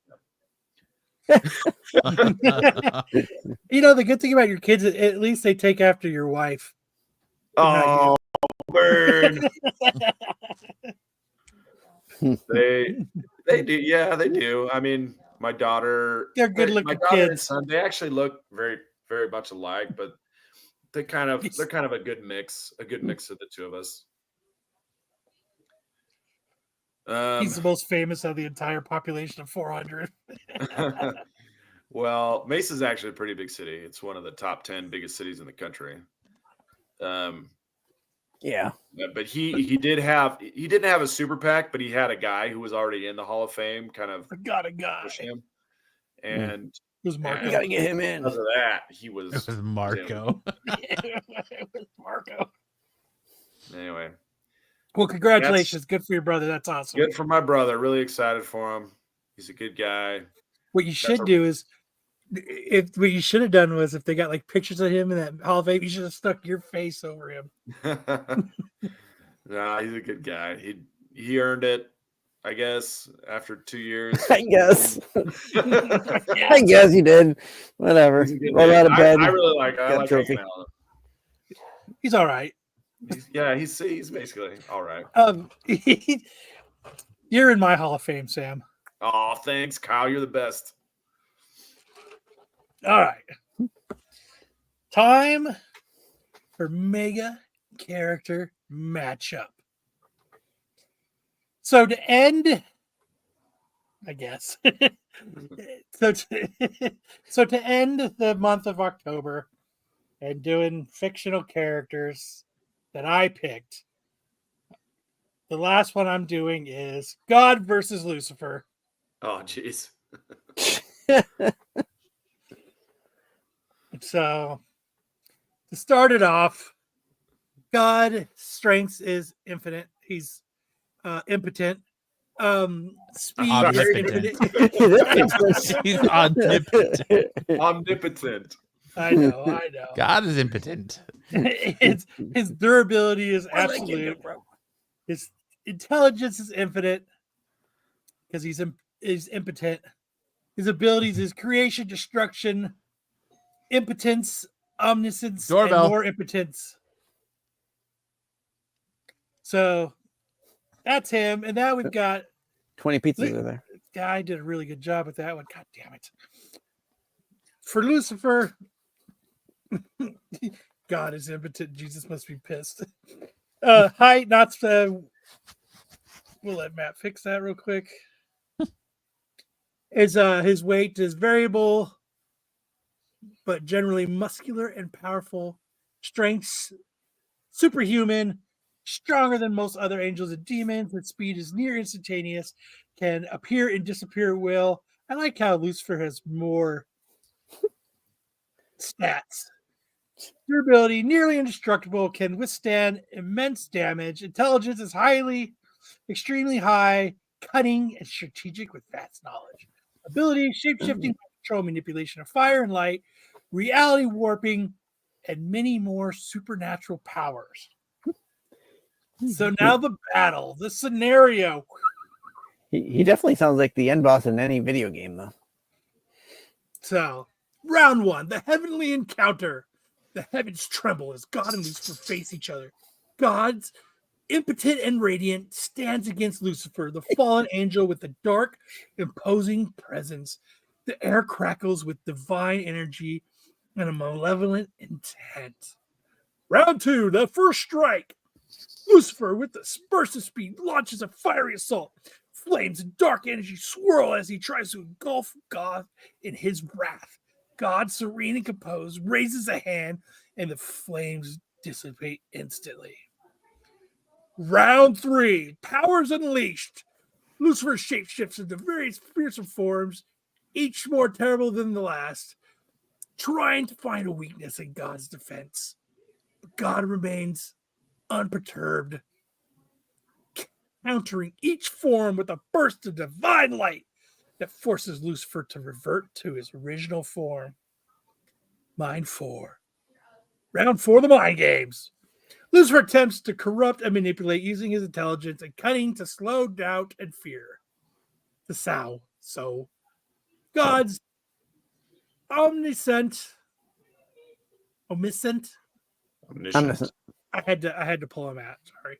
Sees through every ploy and responds with unwavering wisdom and clarity, dispelling Lucifer's illusions. The battle turns physical. Lucifer's blows are powerful enough to shatter mountains. God's movements are fluid and graceful. Effortlessly blocking and countering each strike, the ground shakes as they exchange titanic blows. The final round, the divine resolution. The battle turns physical. Lucifer's blows are powerful enough to shatter mountains. God move. Didn't I just read that? Oh, the fire. Sorry. With a voice that reverberates through the cosmos, God declares the end of the battle. A beam of divine light envelops Lucifer, immobilizing him. God's infinite power is insurmountable. Lucifer, through powerful and cunning, cannot overcome the impotence force of God. Aftermath. Lucifer, defeated but not destroyed, is cast back into the abyss. God remains supreme, a beacon of divine light and justice. The balance of the cosmos is restored, but the echoes of the battle linger as a reminder of their eternal conflict. And this grand cosmic battle, God's impotence ultimately ensures his victory over Lucifer's formidable but infinite powers. Epic, right? Do you think that's how it really would have went? I think Lucifer would win. Just because he's more... Just because he's gonna be more sneaky. Yeah, but God can see through all the sneaks. Yeah. So there you go. That's it's like Speed of Sound Sonic versus Saitama. So we have God's gonna ChatGPT punch him in the nuts. has deemed the winner God. Yeah. Amen. Swole God. Yep. George Burns. So you guys all thought God would actually win? Yes. Yeah. I think Lucifer would have won. You're back. I had to go walk my dog. What'd you say, Sam? Go walk my You're back on the wrong horse. Wow, that was deep. So yes, that would be the mega. That finishes up October. I figured that would be a good ending to October. So, what do you guys think? Do y'all think that? Y'all, what do you think, Matt? I thought that was great. Hey, I thought it was great, dude. This is a great segment. Yeah. So, starting next week, what we're gonna do is I have a wheel. Here, I'll bring it up. Well, you got to do it now, right? So we can set it up for next week. So I have a wheel. There's about 315 names. So there's Marvel characters, there's DC characters, there's anime characters, there's movie characters, and there's also some surprise characters in here that we will actually develop and put all their strengths, weaknesses to go for the battle in here. So what I'm going to do is I'm going to click the wheel. We're going to pick the two right now, and then what happens after that is every week following, the winner will go against a new character. So that's how we're going to do it. And Tyson, if you would, because I have the memory of a goldfish, please let me know later which two are picked so I know who to do it. Can you not just do it right now? MCM versus question mark? So I'm going to do it, but I'm not going to remember who got picked after. Oh, okay. after like 9:45 Marco tonight. versus Tyson's the McClay. scribe. Tyson's the scribe. Well, versus He's the Lopez. scribe. There you All right, let's hit it. Okay, so here we go. go. It's unpaid, Tyson. Don't get excited. Round and round you go. Where's your stop? Really Nobody curious about knows. First that. pick is going to Purple be zone. Doc Ock. Ock. Okay. Going to be Doc Ock. Does it take them out of the Yeah. wheel after they've been picked? Yeah. So it's going to be Doc Ock versus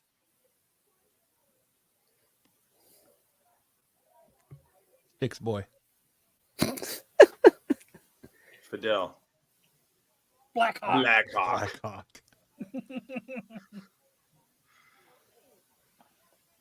So that Doc will be Ock next versus week's Black battle. Hawk. So that will be next week's battle. Yes, Tyson, please remind me so that I can do their stats. So Is Tyson qualified for that job? The I already told him it's Black- unpaid. Who is Black Hawk? you'll find out next week. He's I was this going to ask guy. if it was the DC Blackhawk. He's this one guy. Okay. He's this one character who like is in comic books and stuff, who doesn't have a back cover. Here's some lame 90s characters. character. Yes, maybe. I'm always qualified. Took me a long time to make this goddamn wheel. I bet last it did, night. dude. I bet it crap. did. All those fucking names. It took me for fucking Yeah. ever. But that's what I do for you guys on this show. It looks so Is nice. I put in the OT to make sure that we try to have decent content. So there you go. Doc Some Ock people versus might Black Hawk. sleep at work. Not Kyle. Kyle puts in the OT for you. So there you go. That's it. That'll be next week's battle. I like it. All right. And that takes us to best and worst comics of the week. Watch your ears. There it is.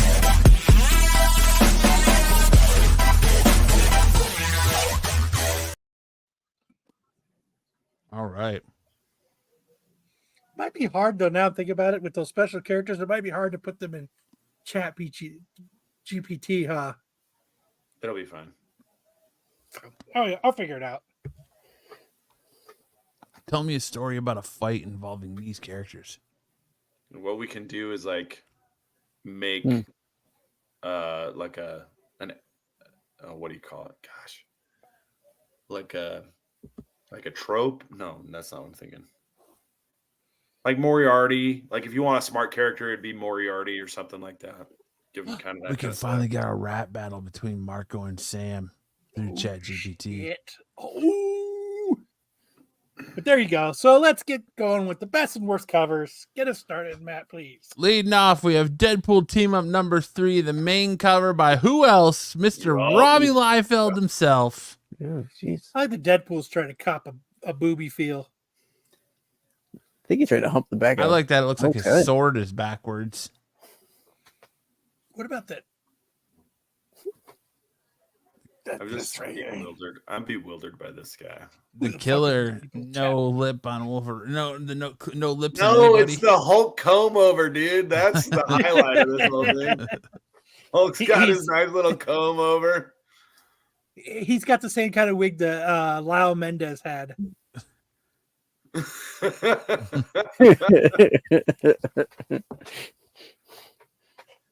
Oh man, that Hey, Hulk yo, what's up with Wolverine's mouth? Damn. Yeah. He's making like a cat hiss.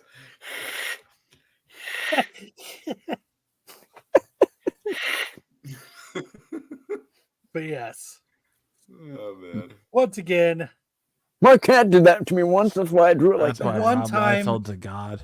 the one time that he doesn't draw a bunch of muscles, he does it to Hulk. that. Rob Hulk always got the shape. delivers. Didn't know that. A Hulk, too. It was mouthful like- is an understatement. God damn.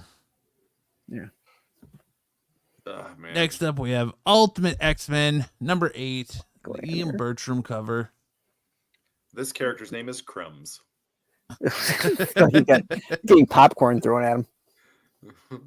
Because y'all want to wear a handkerchief that looks like an elephant and a vagina. All rolled into one. All rolled into one, yeah. Crumbs. Just awful. Never, Buffy. Never.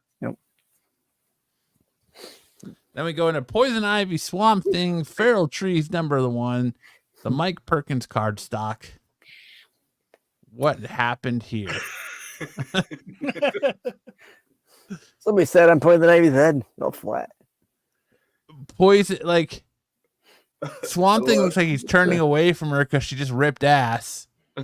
And this looks like a dude cosplaying Poison Ivy. It looks like your second grade teacher getting ready to send you to detention. Wow.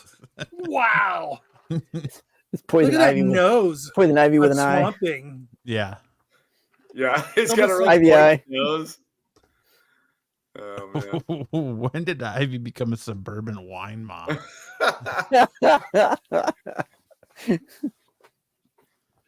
Yeah.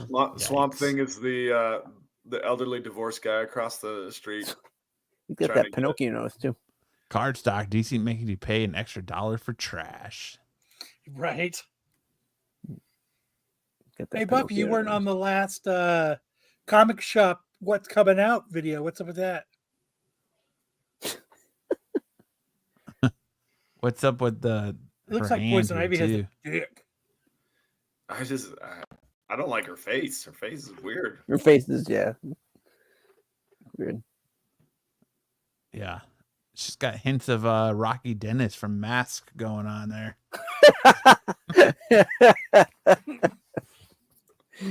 That's not good. She's definitely sending you to detention. Next up, we have Wonder Woman Undercover number 1, the 1 in 25 Deny cover. All the Wonder Woman covers were not very good. Compared to this the last one, this one is I mean, this one is a Da Vinci compared to the last one. I'm sorry to hear that, Buffy. Yeah, sorry to hear that, Buffy. I hope he makes a good recovery. This one shows me they spend a lot of time drawing the chesticles and not so much time drawing the rest of it. That was Tyson's influence. Yeah. like 2 hours on the shading of her upper lip.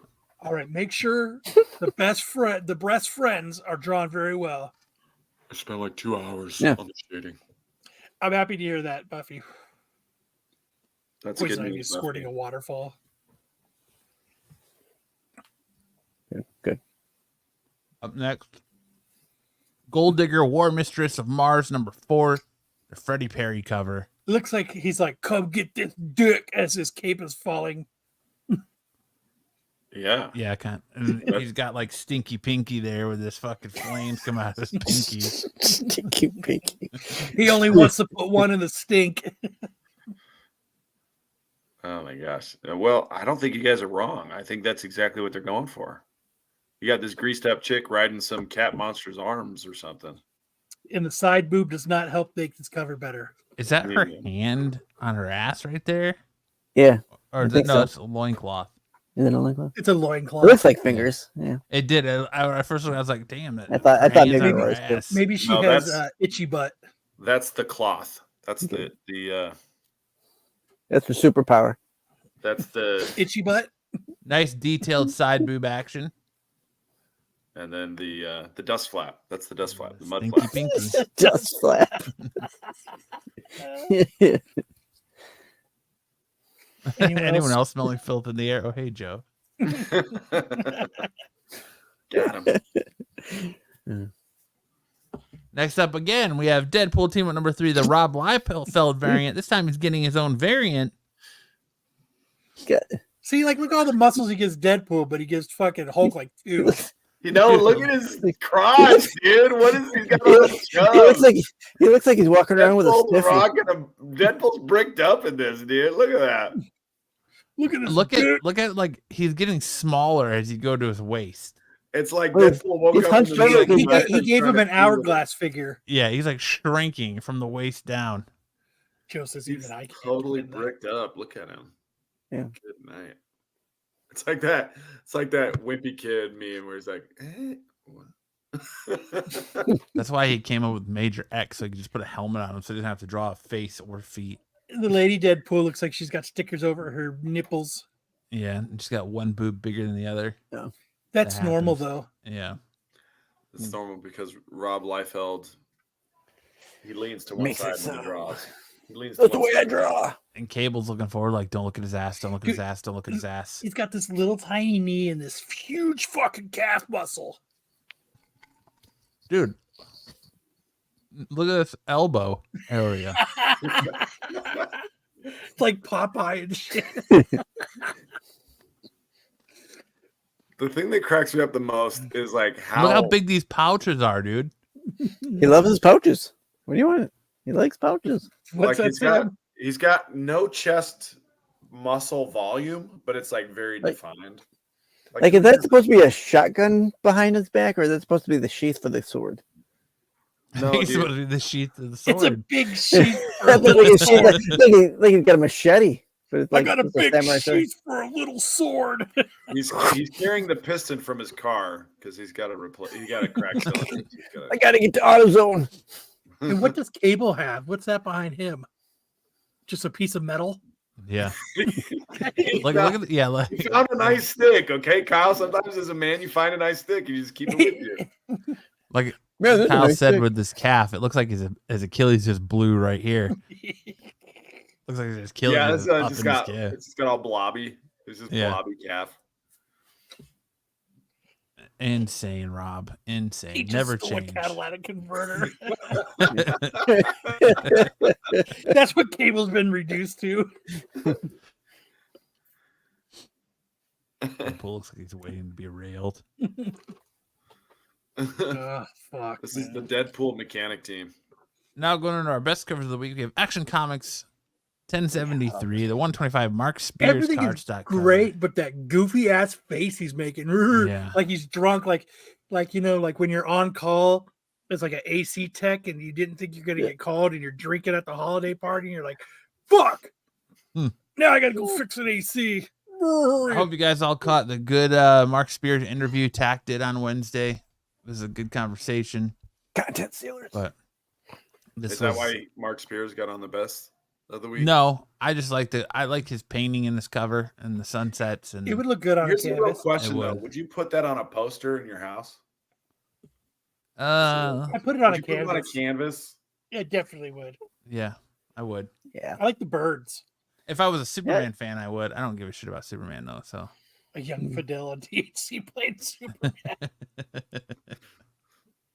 I think he kind of captures the teenage kind of look that great A cover, teenager, but yeah. sheesh, that face is punchable. Yes, Yeah. it is. TK says no. No, not for the canvas.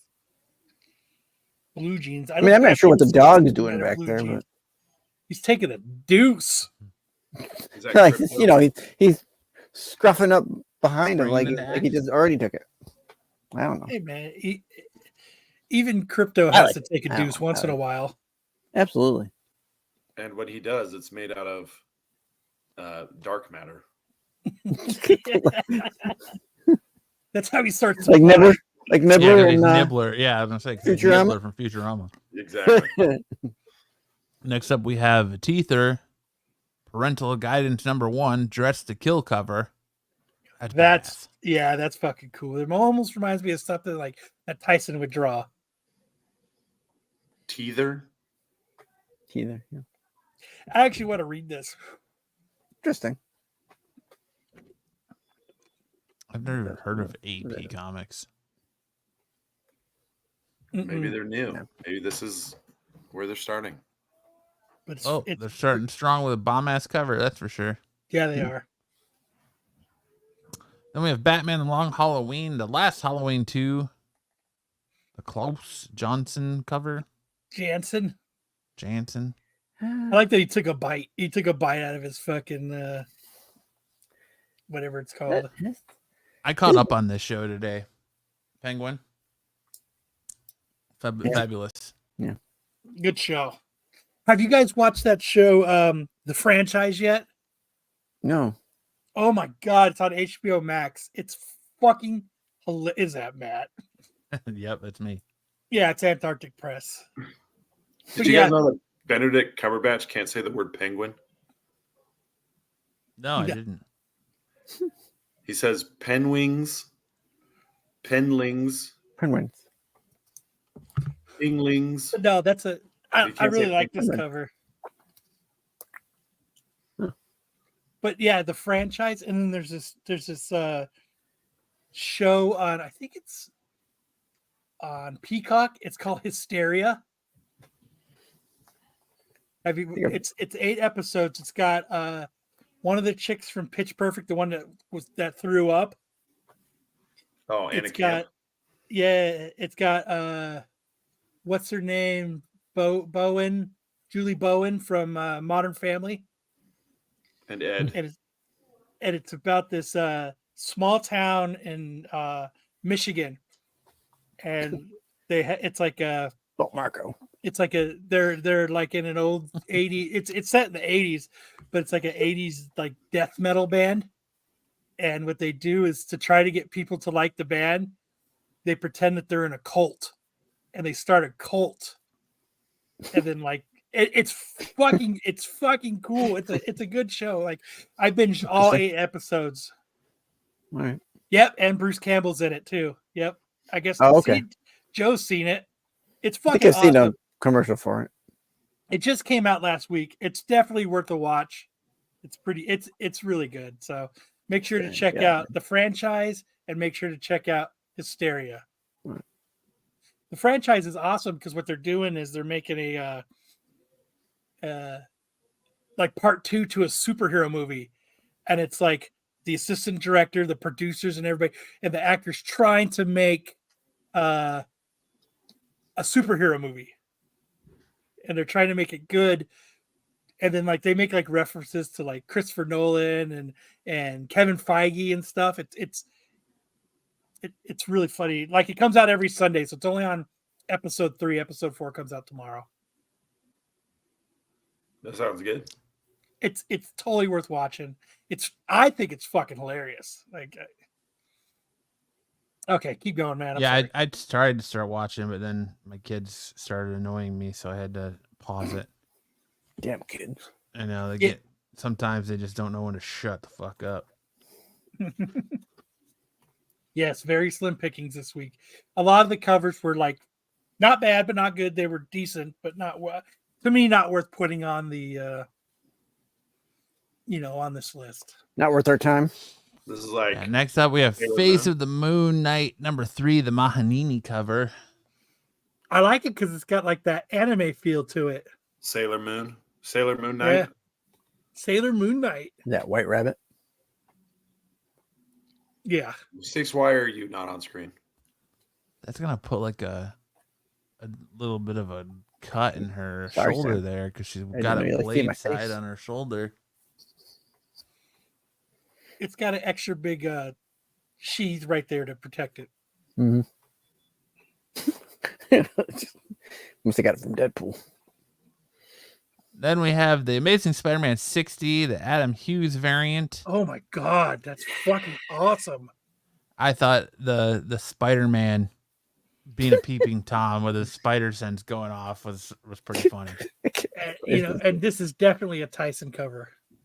Yeah, the giant accessories on Black Huge tracts of land. Now those are my best friends. Tyson says, "Here we go." Joe says, "I watch everything." Yeah. What did you actually think of Hysteria, Joe? Did you actually like it? It was good. Dude, it's like I binged it. And the episodes are like an hour long. Okay, Brian. Best cover you've shown tonight so far. Go clean yourself up, Brian J. A cover Joe can get behind. He said, "I like Hysteria." Good. Yeah, it wasn't what I expected either. And if you're a fan of Ghosts, they actually play a couple Ghost songs in it. So kind of cool. Yeah, I'm definitely going to get this Adam Hughes cover. It's which is it going for? It's a oversized issue because this is actually Zeb Wells' Damn it. final issue. This is him and John Romita Jr.'s final issue of Amazing Spider-Man. So I just like this. I think it's open order too. I don't think it's a ratio. So probably $10, $9.99. If I know Marvel. Sweet. I'm totally buying that. Peeping Tom Spider-Man. If I knew my password to eBay, because I don't go to comic book shops.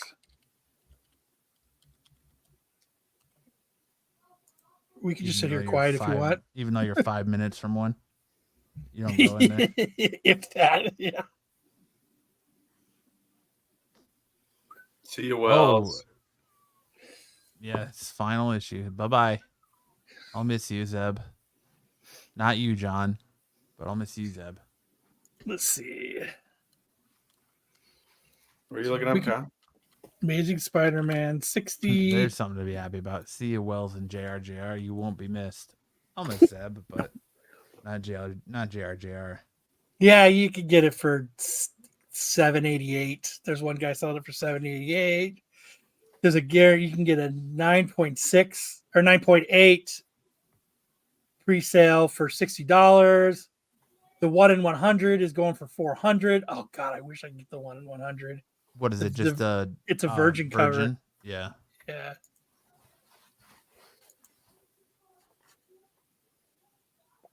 Oh wow. That's awesome. That is awesome without That's the a word virgin. bubbles. Oh yeah. I'd put that on the canvas. I'd put that on a camera. Oh look, 194. 181. Oh, it's $59. It's nice. How can they already be 300. graded? I thought these weren't even out yet. It's a pre-sale grade. Wait. You'll have to wait. They'll have plenty of those A covers if they want the 1 in 100. So Yeah, I mean they're regrading. $8, so that's not a huge deal. They pay to have the books sent right from the distributor to CGC to have them graded. Mhm. Oh, look at that, $400 for a graded 9.8 of it. That's awesome. I'm not buying it. If they get I it back like on that. 9.8. I always like that Adam Hughes 800 cover. That's kind of cool. That's the only problem with buying a pre-sale 9.8. They don't get that 9.8. Do you get your money back? They'll cancel your order. But Look at the contrast between her cleavage and her suit. I know, it's fantastic. It's fantastic. So there you go.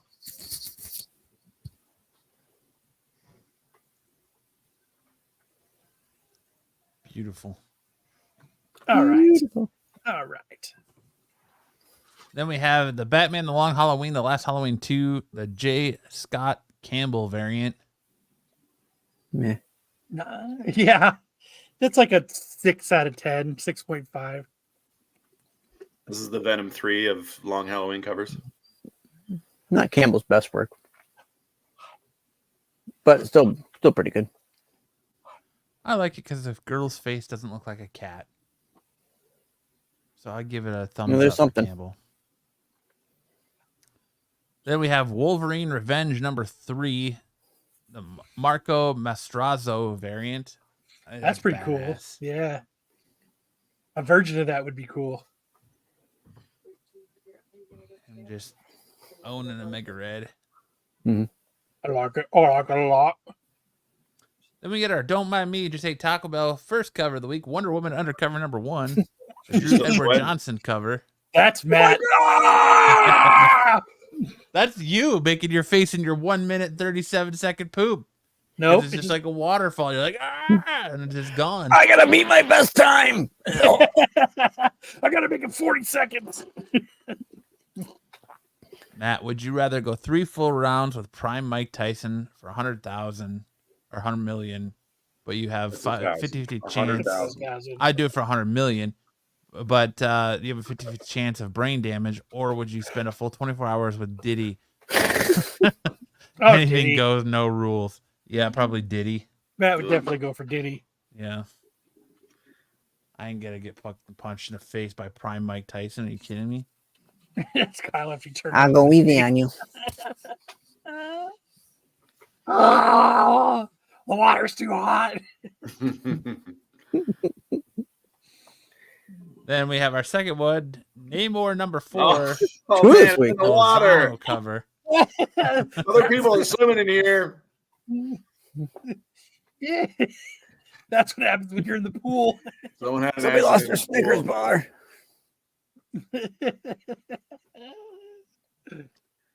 I was Can't like, get away from it. that one cannot be skipped. It does have that diarrhea in the pool. Dude, Yes, that feel to it. That fucking scheme. reminds me Somebody of gets a skimmer. when I was a kid. We were in living in Michigan. Bad shit in the pool. No. We were living in Michigan, and we go to my grandmother's house on a place called Harson's Island, and they had this area called the Bay, which is like real shallow, and everyone would go tie their boats together and swim there. And my uncle took us out there, and my buddy had to shit, so my mom tried to take him to an island to go shit. And as Why halfway go there, to an island? well, because there's nowhere to shit. Like you're in the middle of like the lake. Right over So the edge of there's the like- boat, buddy. There's like a little island, like these little islands everywhere Why that you didn't can you get just- up on. Like hover, like we'll just have them hover over the water. Well, because he was gonna go shit in the weeds on the island. Well, he didn't make it, and so he shit in the water. And as they came back, about 10 minutes later, the fucking turd came floating back past them. That's awesome. Gross. Oh, Revenge it's of the fucking turd. gross. But that's what that makes me think. It reminds me of. Oh, Memories. wonder what that is in American. Up next, we have homage cover of the week, Quested Season 2, Number 5, the Richardson video game homage cover Hey, to name Send it drop. to me. I'll tell Majora's you. Mask. The brown lake snake. That's right. We found Nessie. Let's see. That's a cool cover. Yeah, it is pretty cool. And of course, we have Feral number 7, cover B, Yeah. the Tony Fleece's May homage variant. What's that? The Virgin Mary or something? This person has the Adam Hughes 1 in 25 version for $175. There you go. Buy it up, Kyle. Where's it Done. at? Where's it at? Shut up. All right. Is that And overseas? now it's time for first appearances of the week. Watch your ears. Never mind. It's not going to work. Okay. It's I'll just- decided that it's not going to work. So yeah,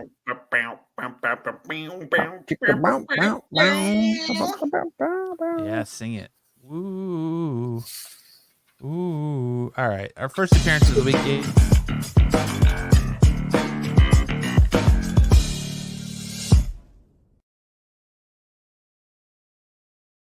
thanks, StreamYard. That works perfect. Better late than never.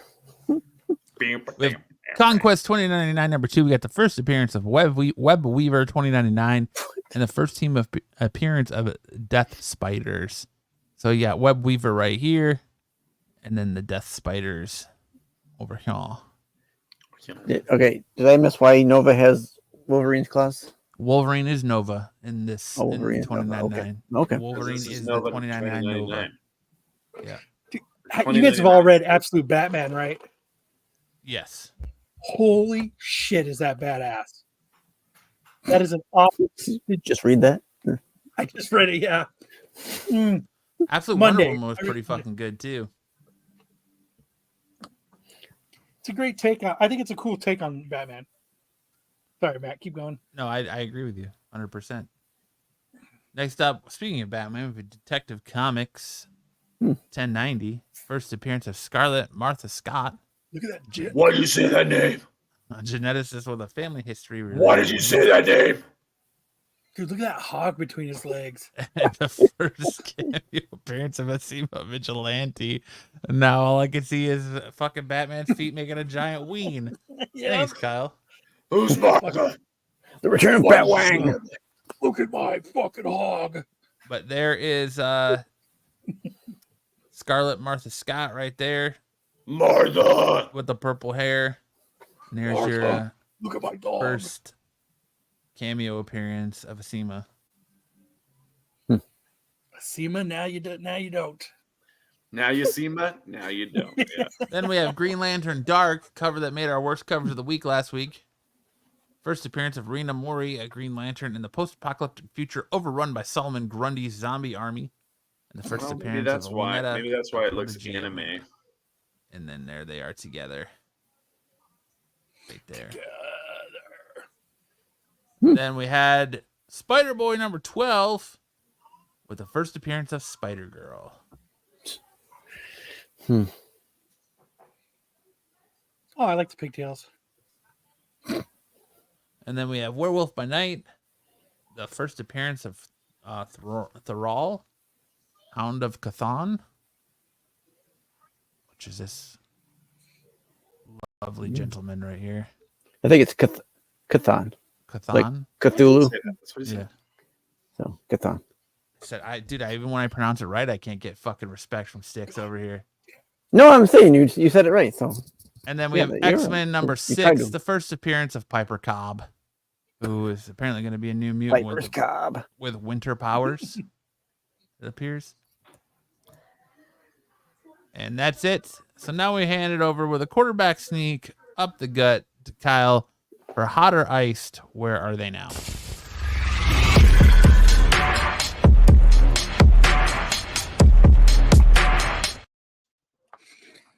All right. So this week we are doing the week of November 10th, 2023, as the CBSI Hot 10 list by Mr. Shorty Stack Peter. We have at number Dirty 5, Stack Peter. we have The Legend of Zelda number 1. Says, be mindful this first print is technically magazine size and has a cover price of $1.95 from 1990. And while the 1991 comic size is marked $1.50, it says, look out, they're selling, and we'll find out where the ceiling was, but the raws are hitting $200 again. So, what are you guys thinking? Up. I'm going to say the same. It's staying I'm the gonna same. say it's $1,000. $1,000. $1 million. Definitely up. I'm gonna say definitely up. Probably $800 to $900. $800 to $900? $1 million. $1. Dick Rockwell. Nice. I'm All gonna right. say 200. 200. Yep, saying the same. All right. So, Matt, show us what they are. Yep, Slightly so we got- short of $1 million. So we got one up for 250, another one up for 125. And God then the damn other it. one that's also 120. I need to start proofreading. So the last one that was sold was issues 1 and 2, and they were like at it was sold for like $100 bucks. God damn it. I need to start proofreading my shit. Gotta stop doing it at 3 a.m. I know, I really do. Womp womp womp. Peter Swollen Cider. That's a good one. Yeah, so we had 209 total recorded sales, highest known value of the book with a CGC 9.8 on July 10th of 2021 for $2,250. You did have a 9.8 sell for $800 on 8/30 of 24, a 9.6 sell for $275 on 10/6, and a 9.4 sell for $240 on 10/21 of 24. You had an 8.5 on 10/4 for $115.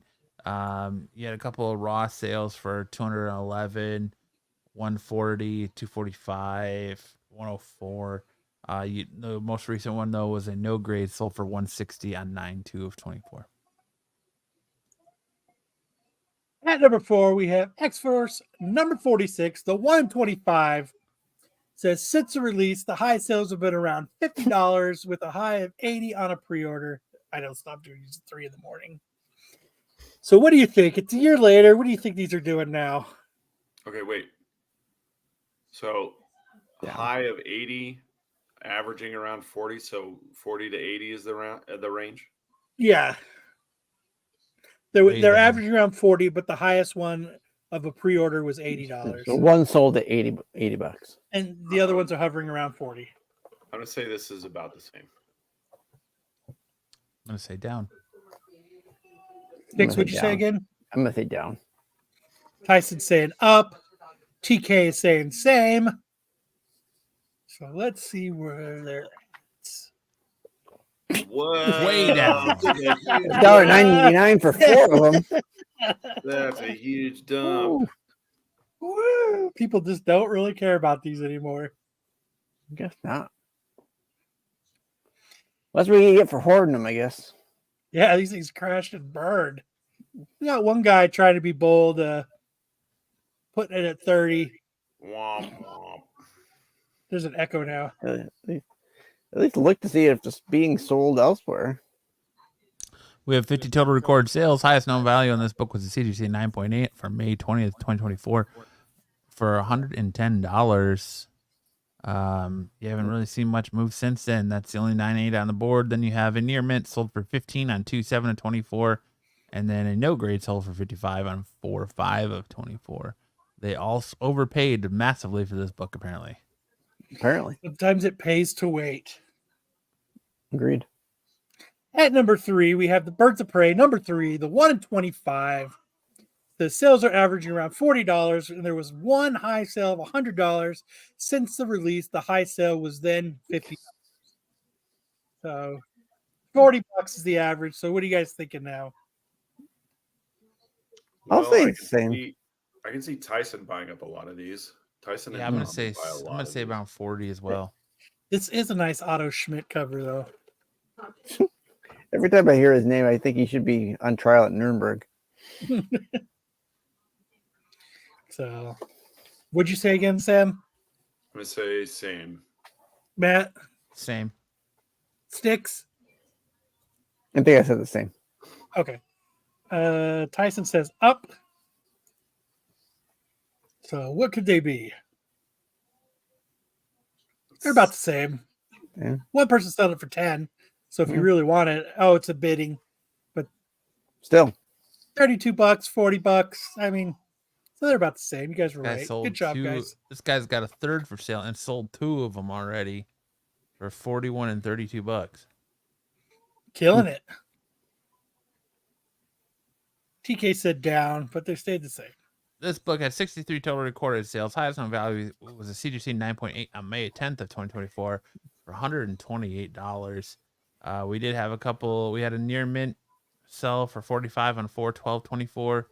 Another near mint sell for $32 on 8/25/24, and then you had a very fine on 4/23/24, and then no grade on 7/4/24 for 35 and 55 respectively. Nice. At number 2, we had the Uncanny X-Men 164. Says whatever the case, this is up from being a $10 book last week to a $25 raw once again. So I think this book crashed hard. Crashed and burned. Yeah. So you guys all thinking the same thing? What do you think, Sam? Yeah, it's down.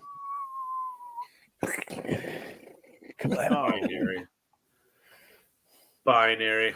Yeah. So good one for 15. Binary, Another binary, one sold binary. for 7. Another one sold for 20. Buffy says, I own it, so it must be down. It's a litmus test right there. Well, someone's got it for 61, but Not it happy. better be a really high It'll grade. stay there for a while at 60. Said it was 9.6. Oh, there it is. Yeah. But yeah. We had 1,630 Debatable. total recorded sales. Highest known value in this book was a CGC 9.8 on December 18th, 2018 for $600. Good night. That dude is probably kicking himself right now. I mean, how many 9.8s I wonder are on the census, though? And well, 9.8 sold on 9/28/24 for $180. Never mind. At least two. You had a Never mind. 9.6 sell for $80 on 10/23/24. You had a 9.2 sell for $60 on 9/14/24, and then another 8.5 sold for $42 on 10/15/24. You had a near mint sell for $15 on 9/14/24 raw. A very fine raw sell for $38 on 9/13. A fine sell for $20 on 8/23/24, and then a very good sell for $14 on 10/3/24. And you had a couple of pours sell for $11 on 10/17, and then a no grade for $8 on 10/20/24. So this one kind of crashed and burned. Yep. Big time. At number 1, we have the David Mack Daredevil number 9. Says prices are hitting over $100 raw. 9/8 are going for $250. Also, keep an eye out for the newsstand version, as that can fetch a nice premium. What are you guys thinking? I'm gonna say this one's holding strong, Just because it's a good cover. and the hype for Daredevil Born Again And Echo and and everything. Echo. Yeah, I think it's gonna. I'm gonna say it's holding. I'll say it's down. Probably not much, but I think it's down. Sammy? Down. Down, down, down. All right. It's negative $1 million. So you can see we got a couple It's 9/8 actually for up. 155 to 120. Wait up. Couple covers. You can see a 9.8 so for 129, another one for 117. Mhm. Damn it, I did it again. 3 a.m. strikes again. Jesus Christ. You can Got see another that raw one for 22. She sold it twice on the same day for the same price. Good job, Same number of Seabass. bids. Yeah, this book had a total recorded sales of 1,534. Highest known value is CGC 9.8 on April 5th, Bought it for 2021. $1,000. For What the fuck? $1,099. Right at the hype of that's what COVID. That was right at the boom of COVID sales and the hype for Echo and Daredevil. You had a 9.8 just recently sold on 10/1/24 for $109. Fluffy. Stop spending so much time with Fidel, Kyle. You had a 9.6 sell for $50 on 8/15, a 9.4 for $85 on 8/24/24, 9.2 for $70 on 10/1/24. Then you had a very fine sell for $64 on raw on 9/17, and a fine sell for $40 on 10/22/24, as well as a no grade for $40 on 10/22/24/24. Nice. That's it. That was the top 5 of shit. Now it's time for which is better. Pick the better song, or as we are now referring it to as which song did Sam rap better? Which is none of them ever. Okay. Sam raps. Last You week did we did well. Naughty by Nature's OPP versus House of Pain's Ooh. Jump Around. And you guys voted, and it was Jump Around. Nice. All Good 31 sound. of Up, you. trip up, and get down. So this week we're doing Ice Cube's It Was a Good Day Jizz. versus Cypress Hill's Insane in the Brain. So let's get this up. Insane, got no brain. So let's start with It Was a Good Day. Let me make this bigger for you. Let's share the screen. Can you see that, Sam? Here, let me zoom in. Let me get it big. All right. Just waking up in the morning. Gotta thank God. I don't know, but today seems kind of odd. No barking from the dog. No smog. And mama cooked the breakfast with no hog. I got my grub on, but didn't pig out. Finally got a call from a girl I want to dig out. Hooked it up for later as I hit the door. Thinking, will I live another 24? I gotta go because I got me a drop top. And if I hit the switch, I can make the ass drop. Had to stop at a red light, looking in my mirror, not a jacker in sight. And everything is all right. I got a beat from Kim, and she can do it all night. Called up the homies, and I'm asking y'all, which park are y'all playing basketball? Get me on the court, and now I'm trouble. Last week, messed around, got a triple-double. freaking brothers everywhere, like MJ. I can't believe today was a good day. Drove to the pad and hit the showers. Didn't get no static from the cowards. Because yesterday them fools tried to blast me. Saw the police and they rolled right past me. No flexing. Didn't even look in a brother's direction as I ran the intersection. Went to Short Dog's house. They was watching Yo MTV raps. What's the haps on the craps? Shake 'em up, shake 'em up, shake 'em up, shake 'em. Roll 'em in a circle of homies and watch me break 'em. With the 7-11, 7. Even backdoored Little Joe. I picked up the cash flow. Then we played phones and I'm yelling domino. Plus nobody I know got killed in South Central LA. Today was a good day. And the Lakers beat the Supersonics. Okay. Now, here you go. All right, I'm going to skip the opening part. To the one on the flamboyant tip, I'll just toss that ham in the frying pan like Spam. Get done when I come and slam. Damn, I feel like the son of Sam. Don't make me wreck shit hectic. Next, get the chair. Got me going like General Electric. And the lights are blinking. I'm thinking it's all over when I go out drinking. Oh, making my mind slow. That's why I don't with the big 4-0. Bro, I got to maintain because a fella like me is going insane. Insane in the membrane. Insane in the brain. Matt's part. Insane in the membrane. Insane in the brain. Insane in the membrane. Crazy insane. Got no brain. Insane in the membrane. Insane in the brain. Do my shit undercover. Now it's time for the blabber to watch the belly get fatter. Fat boy on a diet. Don't try it. I'll jack your ass like a looter in a riot. My fat like a sumo. Slamming that ass, leaving your face in the grass. Because you know I don't take a duro lightly. Punks just jealous because they can't outright me. Or kick that style. Wicked, wild. Happy face fella never seen me smile. Rip that mainframe. I'll explain. A fella like me is going insane. Insane in the membrane. Insane in the brain. The radio edit. Insane in the membrane. Insane in the brain. Insane in the membrane. Crazy insane. Got no brain. Insane in the membrane. Insane in the brain. Good job, guys. Good job. Good job. Good job this week. I'm very proud of you guys. Like it. I like it. So remember to go vote. What up, Sarah? That's spicy mayonnaise. You're not wrong. You're not wrong. Spiciest mayonnaise. Sarah has taken to sending me Yacht Rock reels on his the best covers this just week. to mock me. All right, now we have scene stealers. Last week I asked you, what was this scene from? Malcolm X, The Mummy, or The Scorpion King? Well, you know, thanks to Pete, who can't clearly understand or see a error in spacing, gave you the choice of A, Malcolm X, B, The Mummy.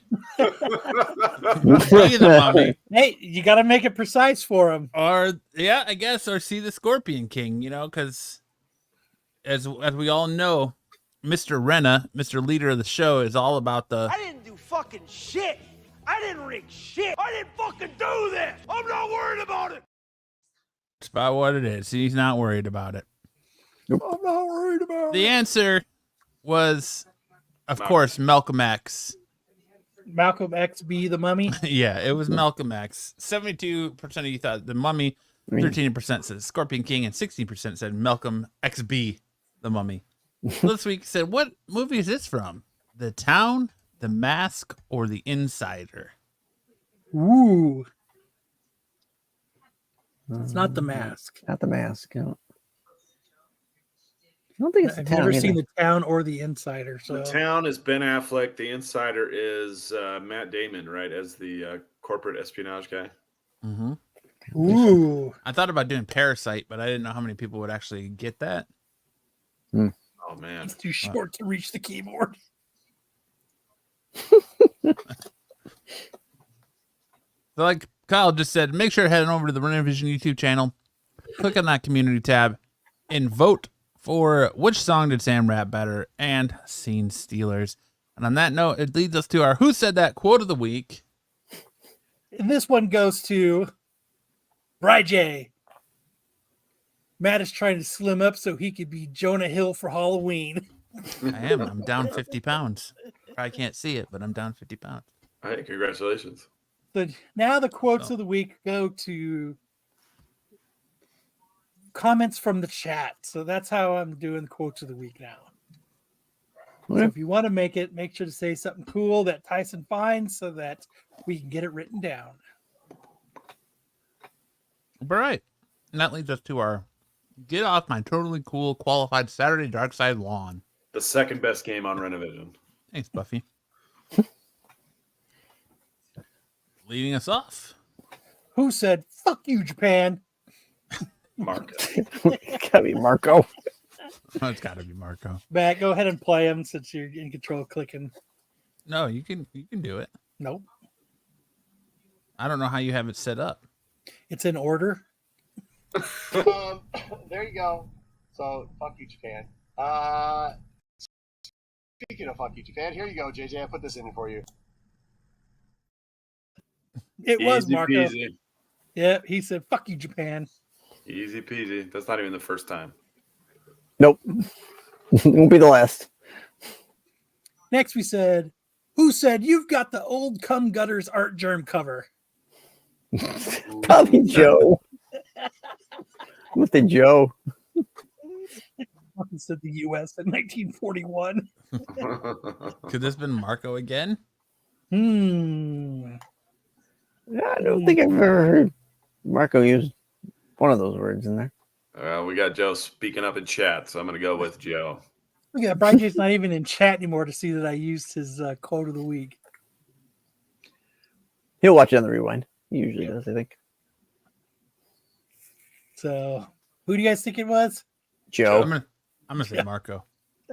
All right, who was it? In the middle, you got the old cum gutters art germ cover there. Was there a version for that one? Or? There was Joe. That was a while ago. Who said they can kidnap kids, they can put them in a sack, put them over your shoulder, and run away? What? They can kidnap kids, put them in a sack, put them over your shoulder, and run away. Oh my gosh. Who could that have been? Dom? Dom. Sticks. I'm going to say Sticks. It's Sticks. I don't think so. Sticks likes to chaperone kids, not kidnap them. Yeah. Maybe that's how he kidnaps them. Yeah. I'm going to go with Sticks. I'll go with. I'm gonna go with someone from the chat. I don't think it's anyone. I don't know. I don't know on this one. Tyson says that was a great quote. All right, Matt. Who was it? I couldn't get over it. He's got a weirdly jacked up looking phallic face of what kind? Oh man, why'd you have to do that? I didn't know. Because it's there. It's right in my face. Why do you guys always turn everything into penises and Wait, So, was it? go ahead and play the correct one. Wasn't that the right one? No. No. he was, hey, we could either fire you or you could leave. Stop kidnapping kids. So Dom's theory about it's okay for Jedi's to kidnap kids, no, not okay. Not okay. They literally go, hey. It's okay to kidnap kids, man. Right, right. Put in a sack, put them over your shoulder, run away. Dom, not okay. But, yeah. It was Dom. I fucked up. I shouldn't be allowed to click anymore. It's all right. Did I put him in the wrong order? I don't know. No. Who said he has a, we all know, who has a weirdly jacked up looking flaccid face? Pete. It was Pete. So go ahead and just play it because he already did. Wait, What? he did. He already played it. I already played it. All right. Who asked Dom if he wanted him to butter his biscuits? Bruce. Bruce is always hitting on Dom. Yep. I'm going to say Sam. I'm gonna say Sam. So, Anybody else? Anybody else? No, Bruce. All right. Bruce always asking for this. Yeah. Want me to butter your biscuit, Dom? I can butter it. Taste the biscuit. That was Bruce. It Easy was cake. Bruce. Easy. Yep. Bruce Fred issues. Who said if you're doing ass play tourism, you should probably be careful? That has to be me. Oh yeah, I'll say Sam. Oh, I think I fucked up. Uh-oh. I did fuck up. God damn. The quote should be, whose kid got a 60% chub? What? That's completely different.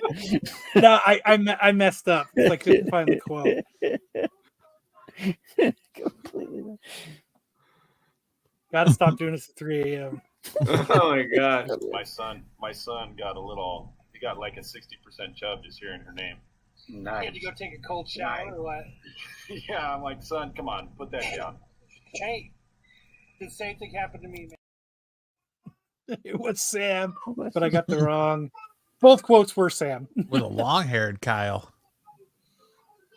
Real damn it. long-haired Kyle in that video. Right? We're digging deep. Who said I only answer multiple choice questions? Kyle. That sounds like a Dom to me. Kyle. Or is it maybe it's Jedi? That sounds like something I'd say. God damn, I fuck up all kinds of shit this episode. Join the club. We're there together. We're there together. I'm gonna say Jedi. Yeah. I'm gonna say Kyle.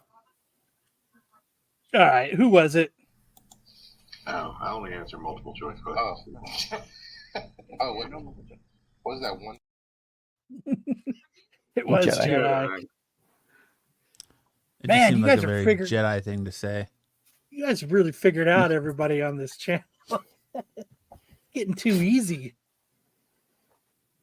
All right, now we hand it over for Sticks for his good or bad Halloween costume cosplays. There's nothing better than the guy looking down at the first floor. So I just threw a couple of cosplays from New York Comic Con, and I showed a couple of them. I showed like opposite, like the Halloween costumes that you can go buy. We'll see if think one's better than the other. First off, we had the Terrifier. I thought he was pretty cool. And then, of course, there's the Terrifier that you can get in the Halloween store near I you. think the one in the Halloween store looks better. You think the one in the Halloween store looks better? If he had the actual mask with the Santa Claus costume, awesome. But the dude just painting his face loses it for me. Okay. I still thought he was pretty good. Afraid. So there was quite a few people dressed as Terrifier there. So Oh, look at old Art the Clown. yeah. Hey, up next we had these couple of, I wasn't sure who the girl in the white was, so I just went with they were belly dancers. So got a couple of years. Baphomet? Belly dancer versus Baphomet. So her costume was really great with the horns and the whatever she's supposed to be. I don't. That is the demon Baphomet. Baphomet? Okay. I'll believe you, Sam. And of course, we got our Prego belly dancer here. Bonus, she can't get more pregnant.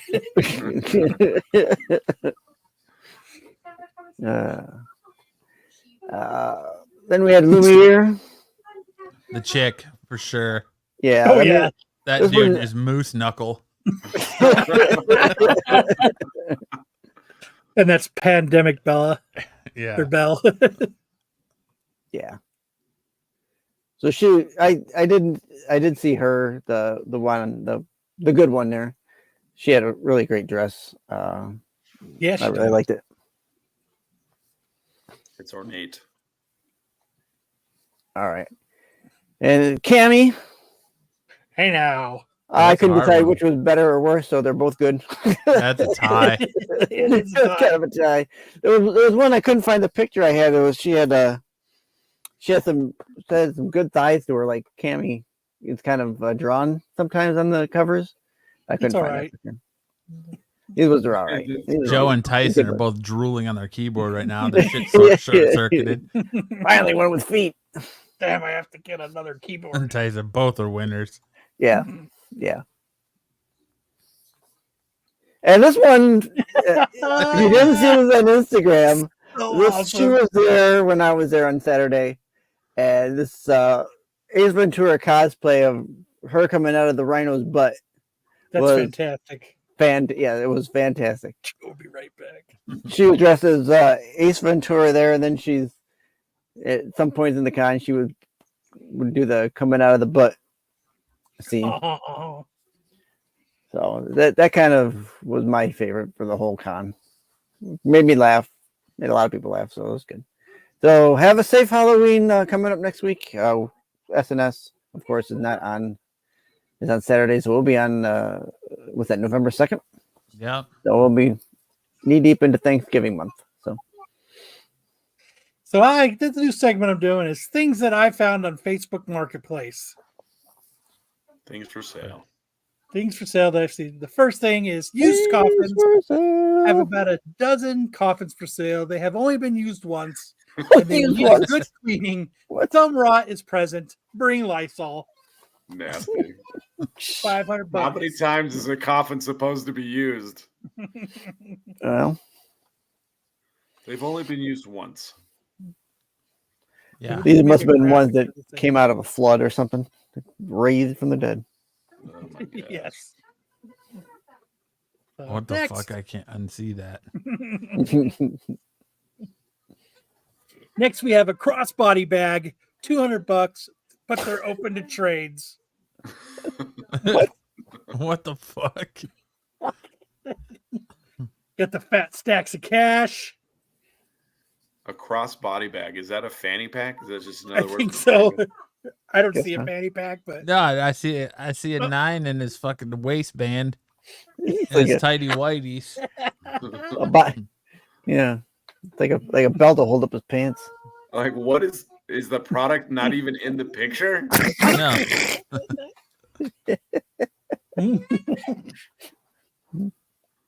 next we have everything must go. Looks like you got a TV, a bong, half a Gatorade, some nasty looking water. And Looks maybe like- an Oscar back there? Is that an Oscar? No, Hey, you got a sweet bottle of aviation gin right here. Yes. So there you go. Some very interesting things. Everything must go. So if you like, What exactly is that man selling? Everything. I don't know. All of it. that ain't water, that's piss. Yep. So if you're interested in a half drink Gatorade bottle, a nasty old bong, some piss in a water bottle, or a TV, there you go. Oscar. Russell Crowe's Oscar. If you're looking for a cheap, affordable plumber, $5. Oh, porno start. I'm stuck under the sink step, bro. This is definitely a Craigslist ad.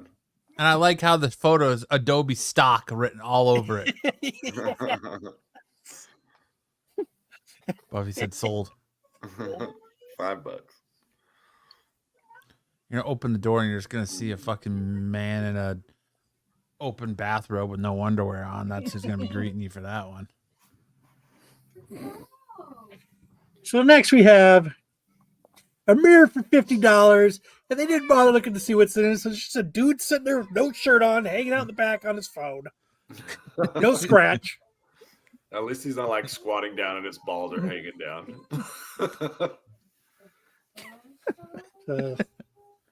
We'll take 5 SIM cards.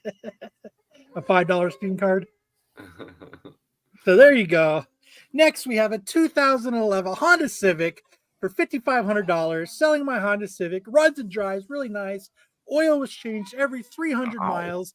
New tires. AC strong and healthy. Has minor dents on the front fender. It was caught briefly in an elephant stampede. There's no way that thing moves without a tow motor. Dude, did it get gunned down by gang violence? It looks like it. There's a lot of gang violence in Phoenix. Slight wear and tear from some high-speed projectiles. There you go. That's a good segment too, Kyle. That's funny. All right, now it's time for the end of this, for the final segment of the show that makes everyone say, "I'm going to talk about comics, not dudes and chicks," or just straight up leave anyways. It's Misconnections.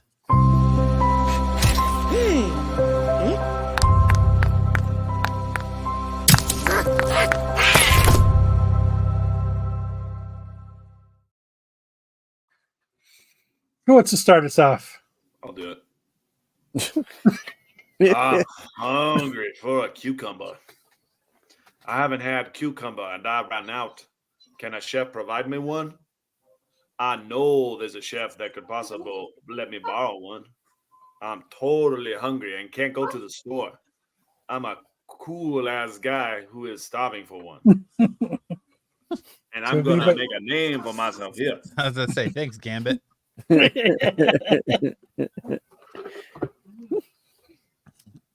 anybody help this man with a cucumber? He's a cool ass guy who is starving for a cucumber. Aren't they all? Give me your babies, Fort Lauderdale. Thick black male looking for guys with hard equipment between their legs. Message me with a picture of your manhood, fellas, and I don't host. So he's going to come over to your house so you can stick it in his pooper. I'm going to kidnap your babies. My mom won't let me have friends over. Mom, I told you. Oh, Eric Ortiz, you want some guys? Sure seems like it. Keep your fucking emails to yourself, and anybody else that's not directed to can do the same. Fucking Eric Ortiz. Keep your goddamn emails to yourself. Small garage, Cheyenne. Need safe and secure garage to store older average size equipment in. Any size is good, but prefer smaller. Must be very clean. I'm free. Will notice. To come see your garage days mostly. Thanks. Like, want to come look at his stuff in your garage. What's that mean? I don't get it. What's that mean? I don't know what they're trying to say there. What's going on here? Jesus. Where have you gone, Kyle? Is it my turn? Yeah, it's your turn. Where are my boys that like to be told how tiny they are? Tonight I am going to call you to come over. When you do, you will be prepared to bathe me and shave me and wash my hair in order to get me ready for the bull I've invited. Once he arrives, you will greet him by being on your knees. When he is done with you, you will sit beside the bed on your knees. You will watch as he performs and makes me come over and over again. You will hear everything that your tiny cock can't do. Then you will clean me up and clean him up using only your mouth.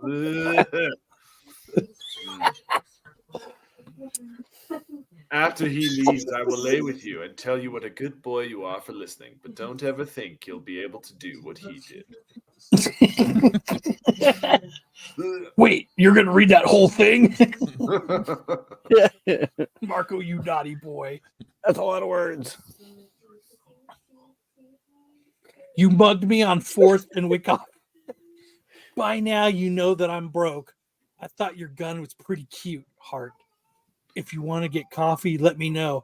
I guess I am buying, even if you pull your card out first. Because he got mugged.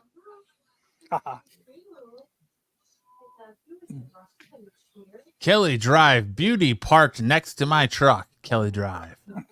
This is such a shot in the dark for me, but I'm going to try. I was parked off Kelly Drive Wednesday around 3. I was in a new truck. There was no one around at the time I pulled in. I needed a little private time. When I looked up, I noticed you. A beautiful AA girl, probably 27, 30, yo. I looked because I smelled something yummy. In any case, I saw you looking over, and I could imagine that you'd like what you saw. That was only half. I'd love to simply be there again, waiting with all of it out for your enjoyment. ... You had to have seen that stressful day shoot all over my chest. Let me know if you'd like to get closer. Look and just jump in the festivities discreetly. I thought you did join for a minute when you sat back. You looked so beautiful. Kitty hard eyes. I'm free and close by. Hey now. Oh my gosh, That's dude, it. you just in traffic. That's our last misconnection for the night. That's it. That's the show. Why don't you send us off, Matt? All right. Well, I hope you guys had a great night tonight. Enjoyed yourselves. Enjoyed the show. Hope we brought you some laughs. Make sure to check out all the other great shows on the Red Vision channel. Like tomorrow night, you got the Star Wars show with Marco, old Venny the Rod, Dom the Pickle, Wayseeker and his perfect haircut, and all the boys on Tales from the Dark Side. Then you have all Pete's shorts through the weeks, which leads you up to Wednesday, where you get another rousing episode of TAC, where I'm sure you can't wait to hear Marco rant and complain about something. And yeah, and then you got Thursday. Is there anything on Thursday? Nothing on Thursday. Probably more Pete's shorts. Then on Friday, you got the CBSI Hot 10 list with Pete and the boys, which leads you into the qualified with Styx, Joe, Jedi, and again, Dom the Pickle. And you get old thirsty Bruce there. And that trails you back on here to next Saturday. We'll be kicking off the beginning of November with The Only Way We Can, giving you the most deuce chills you ever had in your life right here with the Kyle-led SNS. On that note, I hope you guys all have a great, guys and gals, have a great Halloween. And until then, we'll see you next Saturday. Same SNS time, same SNS channel. Good night. Either you've got me confused with somebody else, or this is a joke.